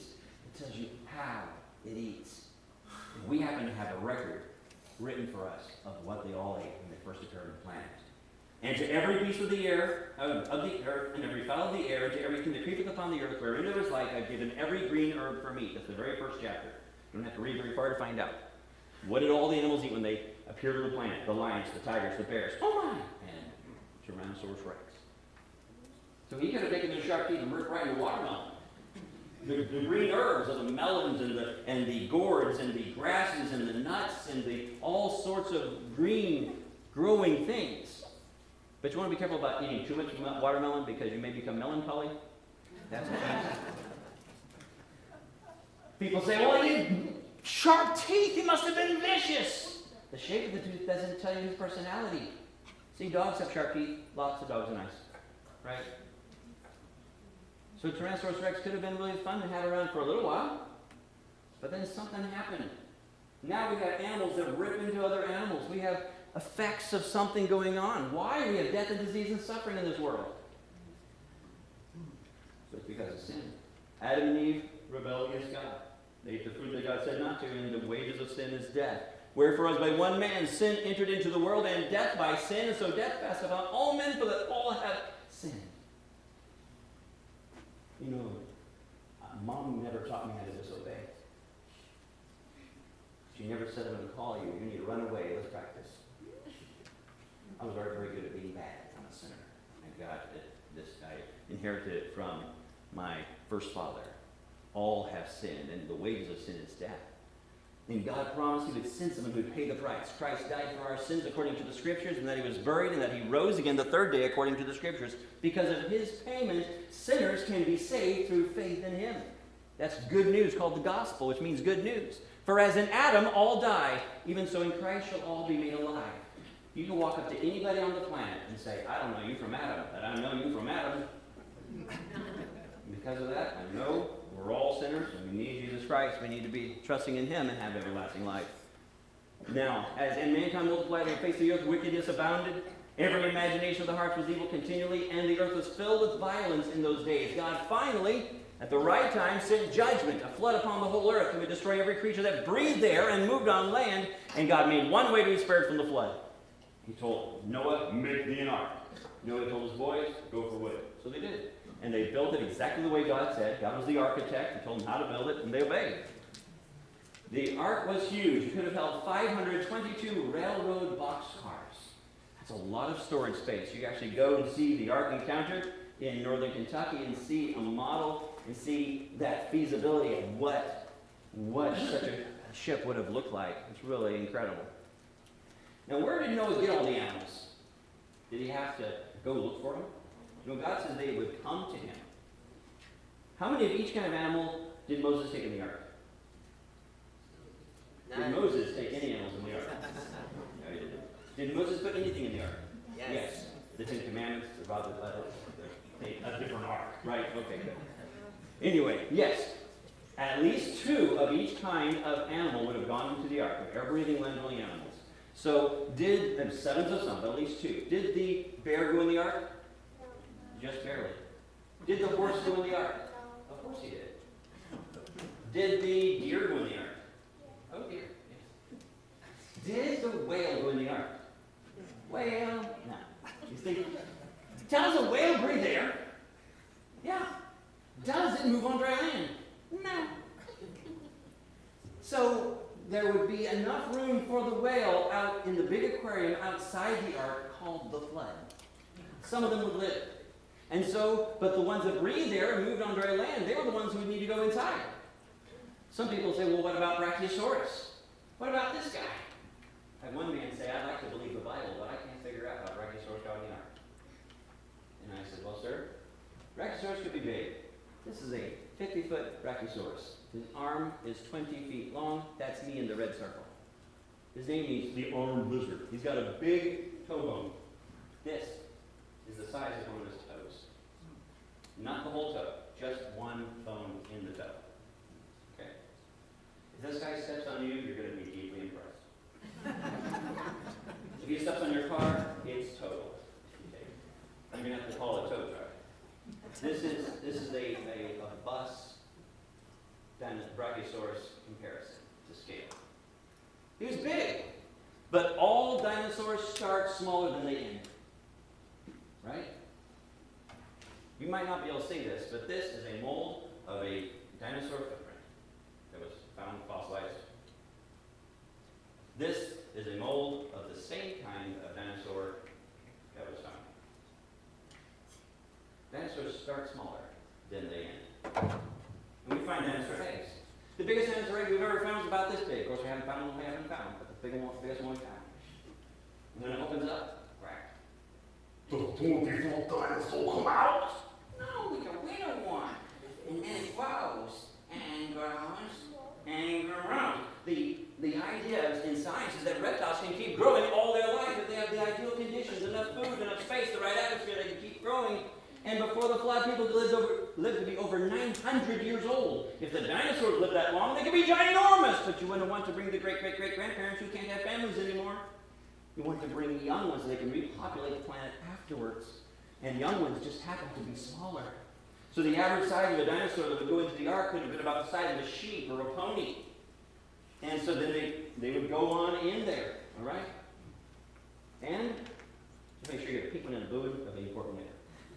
Now, the flood covered the whole earth. And there are things I call fingerprints of the flood. Massive erosion, sedimentary layers that cover continents, really incredible mass death, burials, just all these creatures crammed together, like 60 allosaurs just slammed in one place. We find dinosaurs with death poses, like they're trying to get a breath. And they got buried that way. We find fossil fast food. This is a fish eating another fish, and before it was finished, it was finished. We find clams. This is a fossil clam. Hey, you know that from me? Hold it nice and high, everybody can see that. That is a fossil clam. Clams open when they die, and then they smell that, right? Those of you who can smell that before, but anyway. So now, when they open up, when they die, they open. And then they fall apart. We find them on the seashore, shore reefs. This is closed. Clams die and they open. We find millions of them closed. We find millions of them on top of mountains. Mount Everest has thousands of clams on top of it right now. How did they get there? They were mountain clammers! There was a worldwide flood. It covered everything with water, buried many clams, killed lots of creatures, and then, at the end of the flood, God says the mountains came up, God came down. So whoosh, they went up in the upgust at the end of the flood, and here they are on top. These fossilized creatures. But they're closed. We know that clams die and open. That means they must have been buried alive and unable to open because there's so much weight on them. They went, We find them later, a fingerprint of the flood. Maybe God leaving evidence saying, hey, I judge sin. Please be ready next time. Here's another one. Another fossil. Can you hold this one? Hold it nice and high. That's fossil manure. You're thinking that shouldn't happen, and you're right. Manure shouldn't fossilize. Manure should fertilize. It should break apart and help things grow. Well done. Thank you. Now, this is a fossil that had to be buried very quickly in order to be preserved. Now, don't worry about any germs. They're germ-free. You get free germs. No, it's clean. It's a rock, right? But these are fingerprints of the flood, which are really fascinating. People can make mistakes about dinosaurs. One of them was, the iguanodon. When they found the iguanodon, they found a spike and they thought it went on its nose because they didn't know where it goes. And later on, they found that it actually was his thumb spike. Good job, guys! You finally figured out where it belonged. Nice. So that was a mistake. People can make mistakes. Also, Brontosaurus. Brontosaurus was discovered by Othniel C. Marsh, and C. Marsh right there. And he was trying to see if he could find as many new types of dinosaurs as he could. So he found a dinosaur skeleton. Part of it was missing. And he kept looking over a mile away. He found another skull there on the body. It didn't look like that. The body he found was an Apatosaurus. And the head was different. Notice the head on there, the head he put on it belonged to a Camarasaurus, a different type of sauropod. We had already found the Apatosaurus, we had already found the Camarasaurus. They were already named. He put the head of one on the body of the other and called it a new one. Brontosaurus. Became famous. But then they found out it was a mistake. You see, if you take a head of a bulldog and put it on the body of a baboon, it's not a new animal. It's a mistake. And so poor Brontosaurus really, really never lived. And so, but it's hard to admit when you make mistakes. In fact, one museum didn't change their museum signs for 50 years after they found out. Now, were dinosaurs around after the flood? I would say yes, and we already heard some of this, but Job 40:15 says, behold now behemoth, speaking to Job, saying, you can look at him now, behold now, and describes this creature as having huge bones like bars of iron. His strength is in his loins. He's got a big, powerful midsection. He has his tail moveth like a cedar. This incredible creature is called the chief of the ways of God, the principal land animal God made. Now, people have thought, what creature is this? Perhaps it is an elephant or a hippo. Elephants and hippos are very impressive, but they're not the largest type of creatures that have been found evidence of in this world, in our history. But the sauropod creatures, they do fit the bill for the largest type of land creature we have. Also, they both have big, powerful midsections. So did the sauropod. They have big bones. He has really big bones. His humerus is as tall as I am. I don't know if that's funny, but it is humorous. Now, the hippo and the elephant also do not have tails when they move that remind you of cedars. All right, so now we have to understand, if your Bible has footnotes like this, but the footnotes are not inspired, the text is inspired. Always test things by what the Bible actually says. Now, in Argentina back in 2014, they were digging up the skeletons of some sauropods called a Titanosaurus. And this specimen would have been 80 feet long, 10 times heavier than the average elephant. Incredible creature. My favorite dinosaur is the Rhizinosaurus. The Rhizinosaurus has the longest claws of all the dinosaurs. 3 in each hand, 8-foot arms. He can take care of himself, I think. Bring it on. You might say, why is he your favorite? Just the claws. The claws, I like him. Okay, now, I like the Rhizinosaurus. But there's one thing people say, what would happen to the dinosaurs? If they got on the ark, they would have gotten off the ark, and we talk about behemoth, and what happened to the dinosaurs? One main cause of dinosaurs dying out, lots of reasons extinction happens in our world today. But one main cause, I believe, is that people. Donald? Is that you? Let's pretend that Donald is living after the flood, which you are, but sooner after the flood. Okay? So Noah's your great-great-great-grandpa. And you guys have started spreading out after the flood, and then they went to the plain of Shinar, and after the tower, they're spreading out. And these are your neighbors. You're building a society, and they're nice neighbors. And one day you're working out in the field. Not working out in the field, right? And you hear a sound, you turn around, this guy's running at you. Now, they don't live as long, so they don't get as big in the post-flood world, but he's pretty big. He used to be 12 feet tall, now he's like 8 feet tall. Okay, so he's big. And he's got these big teeth, and they started eating meat now, and by the way, so have you. So you've got chickens and flocks and sheep, and it's all really nice. But then he comes running in, and you happen to be fearless. But you know that you care about your neighbors, so you warn them. Look out! Here comes a pink bunny slipper. Kevin, they didn't have pink bunny slippers back then. Right, they also didn't have the word dinosaur.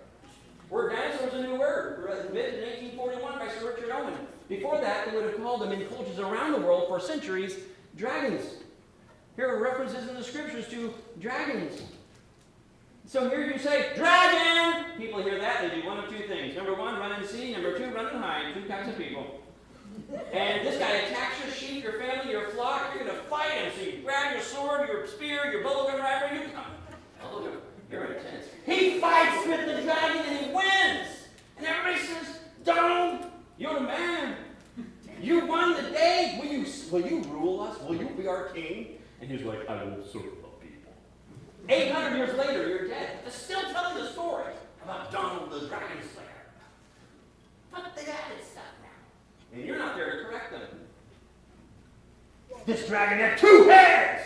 2 are better than 1. And had one mouth he blew fire, which is scientifically possible. And out of the other mouth he blew bubblegum. What? We're adding stuff. And he had bat wings. Maybe later on, Donald killed a different dragon that flew. And they put the stories together. But the real dragons were the dinosaurs. And other people who are listening to the stories aren't going, that's not what dragons are like. Come see mine, it's the backyard. Because there aren't very many dragons left. They're getting lesser and lesser. Because you're not the only one that killed a dragon. Other people killed dragons. They say, wait a second. Donald became famous because he did that. I can do that. And they begin to fight dragons. And we find stories of dragon slayers going down through history. The city of Krakow, Poland was named after a man in history who slew a fire-breathing dragon named Smock. Beowulf was said to have slain more than one dragon-like creature in his day. One of them, if you look in this book by historian Bill Cooper, he looks at zoologically applied terms in the Saxon and the Epic of Beowulf used to describe the Grendel. And think of it, if this may have been a memory of when someone came in contact with a dinosaur, what type of dinosaur might that have been? It's called a Tolgeg, which means the terrifying, ugly one. Be careful who you call that. Number 2, greedy, greedy, ravenous. He eats men in great gobs. Hum, hum, they're gone. Quim Kuma, death is a title. When he comes to visit, somebody dies. He's also called Mofbonga, mouth slayer. Main weapon is his mouth. Got teeth, terrible roundabout. And he's called fierce, which means he's big, he's giant in his size. Also, He's called Where's Westrum, which does not mean where is the restroom. It means he walked like a man on two legs. And he is said to have earms, small forearms. If you were to guess about a creature that looks kind of scary, big, his main weapon's his mouth, he's got small forearms, and he walks on two legs, what would you guess? Tyrannosaurus Rex, or another theropod like that. Huh, interesting. And the way that Beowulf killed this creature is that he threw away his sword because the scales were just, his hide was so thick they couldn't get through it. And he ran underneath and he grabbed his arms and he grappled and he ripped off an arm. And the creature ran away and he let it death, pumping that blood out. Now, you couldn't rip off an arm of a Brachiosaurus, 20-foot arm, but with the Tyrannosaurus Rex, perhaps. If you're as strong as Beowulf or Donald, you can make it. And the Bible gives intimations of this. In Jeremiah 51:37, it says, "And Babylon shall become heaps, a dwelling place for dragons, and astonishment, and an hissing without an inhabitant." God's saying, I'm going to judge this area. It's going to become so desolate, people won't want to live there. Dragons would want to live there. Why would dragons want to live where people aren't? Maybe because people are killing dragons that they view as threats. This is what has happened with big animals all over. When Europeans moved into Kansas, there were grizzly bears lived in Kansas. Grizzly bears do not live in Kansas today. Why? Because people said that could be a threat to my family or my flock, and he's not living by my house. You get enough people living in an area, all the bears move away or lie down on the house floor. Really still, not move around. That is what happens with big animals people view as threats. And so if we hear about creatures that sound like dinosaurs, that may still be around today, and there are some reports, they're often in areas that are hard to get to, which would make sense. If you see a dinosaur, remember three things. Number one, tell a parent. If you are a parent, get a witness. Someone else has to know, okay? Number two, verify that thing. Number two, call me. I found one! Number three, read the belly so you know what it is. The Parasaurolophus. That's why he's wearing a pair of sore loafers. Nice. I like the Parasaurolophus. And you should not read the belly if it's a real dinosaur, because the name's not there and you won't understand. Now, some people say, wait, aren't alligators and lizard dinosaurs too? Well, no, not really. There's a different group of reptiles. You see, alligators, other types of reptiles, lizards, turtles, the legs go out like this. They're splayed out. Dinosaurs, even baby hatchlings, their legs go down like this. They support the weight in a different way. It's a different bone structure. So, if you happen to see, by the way, so dinosaurs are more like cows walking. Crocodiles, okay? Different. If you see a cow walking like this, something's wrong with the cows, do not drink the milk, okay? Now, the one thing I don't like about dinosaurs is that dinosaurs have been used to lie to people. To lie to people? Wait a second. Look at this magazine. It says, no human being has ever seen a live dinosaur. Did they talk to you before they wrote that? Did they talk to Adam? Or Noah? Or Job? Behold now, the human? No, but they're saying this as if it's fact. But we have things that seem to indicate that people saw dinosaurs. For instance, in Peru, there was a civilization, the Inca people, and they carved on thousands of stones, and there are a couple hundred of them that have shapes that look like people interacting with dinosaurs. Wait a second. How do they know about the pterosaurs, the stegosaurs, the ceratopsids, the sauropods? How did they know about these creatures over 300 years before we rediscovered them? Before we began digging them up? Maybe they saw them. The dragons in China. There was a calendar. The ancient Chinese chose 11 boring animals to be on their calendar. Rabbit, monkey, sheep, rat, and dragon. Why would they pick 11 mundane animals and one that's mythological? Maybe when they created a calendar, the dragon was just one of the other animals. And then, of course, back to this book. Millions of years ago, dinosaurs and other prehistoric animals lived on Earth. First of all, is there anything that's really prehistoric? No. And the person who wrote this book, were they there millions of years ago? No. So do they know that? Or do they believe that? They believe it. If dinosaurs died out millions of years ago, why is it that we have found red blood cells inside a T-Rex bone? Why have we found elastic fibers and blood cells and proteins? How can they survive for millions of years? They have not just found it in one T-Rex bone, they have started actually looking for it now, and now they are finding these types of things in the fossils. Unfossilized parts of the creature that can't last for millions of years. By the way, people think, well, this was the time of the dinosaurs, and this is the type of the animals that live today. However, many modern animals, quote modern animals, have been found with dinosaur layers. That when they've been digging up dinosaurs in different places around the world, they've actually found other creatures that people don't usually think of as living at the same time as dinosaurs. For instance, all these types of reptiles that we still have representatives today, we find their representatives living, and they were buried with the dinosaurs. All these types of fish buried with dinosaurs. Amphibians, trees and flowers and plants, these invertebrates found with dinosaurs, and they're the same kinds of creatures we have today. These type of mammals, the opossum, the platypus, baboons, hedgehog, with dinosaurs. But do we find them on dioramas when you go to the museum and you see, oh, this is the dinosaur time? They don't have them out there because that doesn't fit the theory. In fact, have you ever heard that dinosaurs turn into birds? There have been a lot of movies that have pushed that.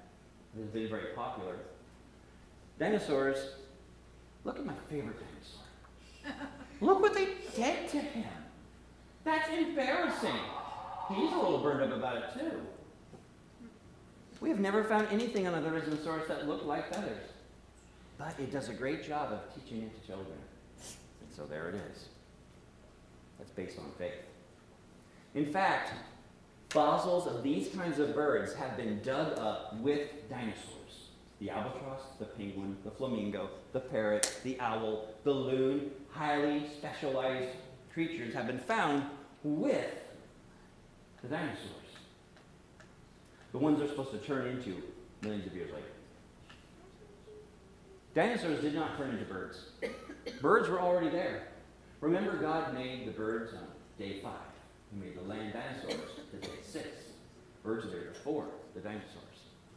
We have to go back and say, what does the Bible say? Remember the man who said, well, I'd like to believe the Bible, but I can't figure out how Brachiosaurus got in? Well, after I explained to him, he said, oh, good, now I can believe the Bible. And I said, no, sir. You can believe the Bible before you ever get the answer. If you never get the answer, God's word is true. You can take God at his word. If you ever come to something in the Bible, you can't figure out how it is possible, then give the Holy Spirit credit for knowing more than you. What does the Bible say? God says he created everything in 6 days around 6,000 years ago, made it very good, including the dinosaurs. Man brought sin into the world and brought death, and that began to affect all of creation, including the dinosaurs. Then about 4,500 years ago, there was a great big flood that covered everything with water and made lots of layers. And then those layers were buried, millions of dead things buried in rock layers, laid up by water all over the earth. Creatures, fossils have been buried, including dinosaurs. But there were at least 2 of each kind of dinosaur kind. There may have been as few as 30 to 50 or 60 different types of dinosaur kinds in our reckoning as we look back through the fossils of those kinds that could have been on the ark. And then after the ark, after the flood, they would have gotten off and begun to repopulate like other creatures did. But eventually, many of them were killed off, and we say, hey, they're basically extinct. We don't see them running around today commonly. About 2,000 years ago, Jesus Christ, God the Son, stepped into and his creation and laid down his life, the just for the unjust. You can repent and believe on him today. And since the flood, dinosaurs have become more and more scarce, so that we say that they're extinct, but there may be still that are few around. That are still around. So keep your eyes open. Make sure you're calm. That's dinosaurs through history. Remember, you can believe someone who wasn't out there, who does not know everything, and who can make mistakes, Or you can believe the someone who was there in the beginning, who does know everything, and who cannot lie. Choice is yours. But evolution has used dinosaurs to steal God's glory for way too long. They're the poster boy. That's what they push to get little children and big people to believe in evolution. It's about time Christians took dinosaurs back to the glory of God. God should get the praise for the things that he's made. Thank you. How about some questions from the students here? Any questions from the students about dinosaurs? You got a question? No? Last time that I went to the Joshua Project, I was gonna have a question, why doesn't, like, scientists make fossils, you know, if it only takes no oxygen, sediment, and then tons of pressure? And I kept that question to myself, but just recently, I found out that there's a university that are creating fossils with small mammals. You certainly can, if you have the right conditions. Yeah. You can fossilize animals, and it doesn't take millions of years. Right, Right. and that was my question, that they're bringing it out, so they're breaking that. Right, it's breaking the narrative to Yeah. say, but most of them would say, yes, you can do it quickly, but then it took a long time. Yeah. Because they didn't have us as lab coats. Right. And But it's like- with the technology though, like, they're making it happen to Yes. some extent, yeah. So there's certainly, that is certainly a possibility. And by the way, you would not fossilize animals by just laying there on the ground. Right. They don't fossilize that way. They would be eaten, they'd be rotten. You wouldn't have anything.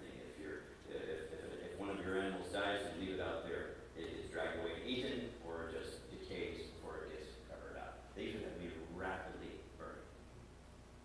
Yes? Can you clarify, we don't see dinosaurs today, are you saying that because humans killed them all off?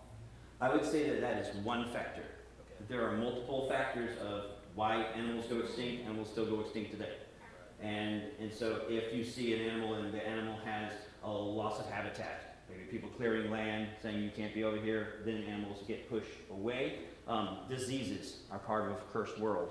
And so animals can die of diseases, animals can die of natural catastrophes. There would have been still a very fluctuating climate after the flood, which would limit where dinosaurs would be able to go at various times.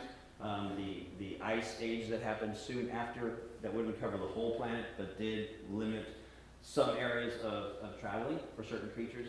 So all of these different factors could have a crimping and a stamping out.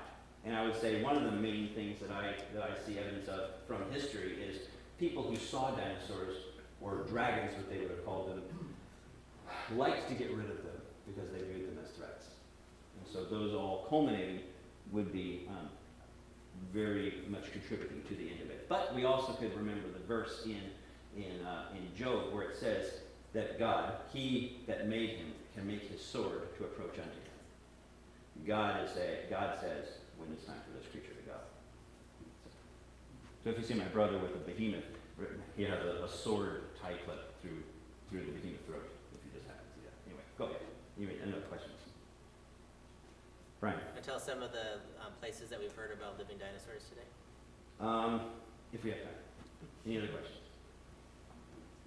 Yes, brother. Anybody try to do any DNA testing on the blood and stuff that they I'm sure that they have. There is research. People are wanting to learn as much as they can. I do not know of any Dr. Hammond who are trying to actually get an island and start a park of dinosaurs, but I know that people would love to study and learn more about those things. Any other questions? Yes, brother. A post-flood world would obviously change the life expectancy. Would being reptiles, the pre-flood world, could that?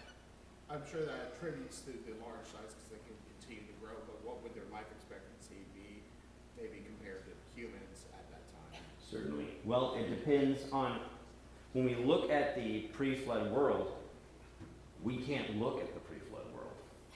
We look back and we see what the scripture says, but we can't go back with microscopes and telescopes and timers and gauge how long animals lived.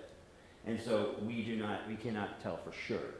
But the conditions then would have been more conducive than now.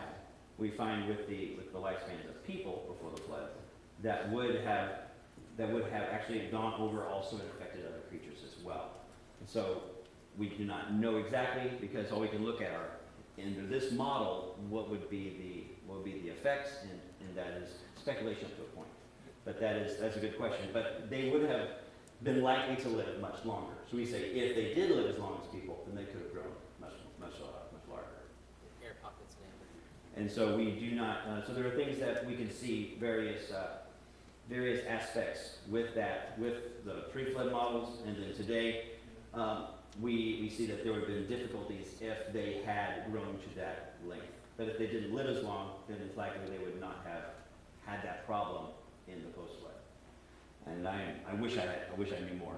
If I had a time machine, we could go back and check. What do you tell people Yes. when they start using the carbon dating for the justification for these books that are saying those? Sure. Okay. If somebody brings up carbon dating in reference to dinosaurs, saying carbon dating proves dinosaurs lived millions of years ago, that shows that person doesn't know what they're talking about, because you never use carbon dating in relation to dinosaurs. Okay, so if someone says carbon dating proves, they usually just use carbon dating because that's the easiest form of radiometric dating to remember, right? Because there's also potassium argon, radium lead, various ones. But carbon dating, that's easier to remember. But carbon dating is not supposed to, according to evolutionary timescales, is not supposed to be able to be detected after 100,000 years. You shouldn't be able to detect. There would be some still in there, they would say, but you couldn't read it. And so it shouldn't have any carbon in it. However, there have been times when people have taken dinosaur fossils to be tested, and they didn't know it was a dinosaur. Because if they know it's a dinosaur bone, they won't test it for carbon-14 because they know it's not in there. But when they have tested them, because they didn't know what specimen they were using, they have found carbon in it. But then that's a difficulty, because they're not supposed to have carbon in it, if they're actually that old. And every radiometric dating system is based on assumptions. You have to assume how much of the content it had when it died. And you have to assume that the rate of decay has been the same throughout. You have to make assumptions about that. For instance, if you came to the room and I have a candle burning and you say, how long has the candle been burning? And I say, okay, we'll figure it out. You measure how fast it's melting right now, and then you say, well, I'm going to extrapolate and say it's been burning for this long. But you don't know if I blew it out for a while. You don't know how long the candle was at the start. You don't know if I took a blowtorch to it for a while. You don't know. There's certain assumptions you have to make. And if you want to go down deep, stay down long with a technical thing, go to Radioisotopes of the Age of the Earth, and the Age of the Earth group. It's RATE group, R-A-T-E, and it's with Institute of Creation Research, and there are scientists who have gone through radiometric dating, and they came out with a book that's called Thousands, Not Billions. And you can look there and read their discussions of actually what we find when we look at the radiometric dating, the assumptions of it, and then the evidence going along with that. It's a good question. I hope that's helpful. Any other questions? The behemoth Yes. in Job that you mentioned. Yes. Do you consider that a land animal? I would consider it to be a land animal. It does live in the marshes, in the fens, in the swamps, but I would say yes, mainly we consider it to be a land animal. It denotes a great quadruped, so that would be 4 legs rather than flippers. The Leviathan, I would say that's more of a marine reptile. It's in the next chapter. Any other questions? That's great questions.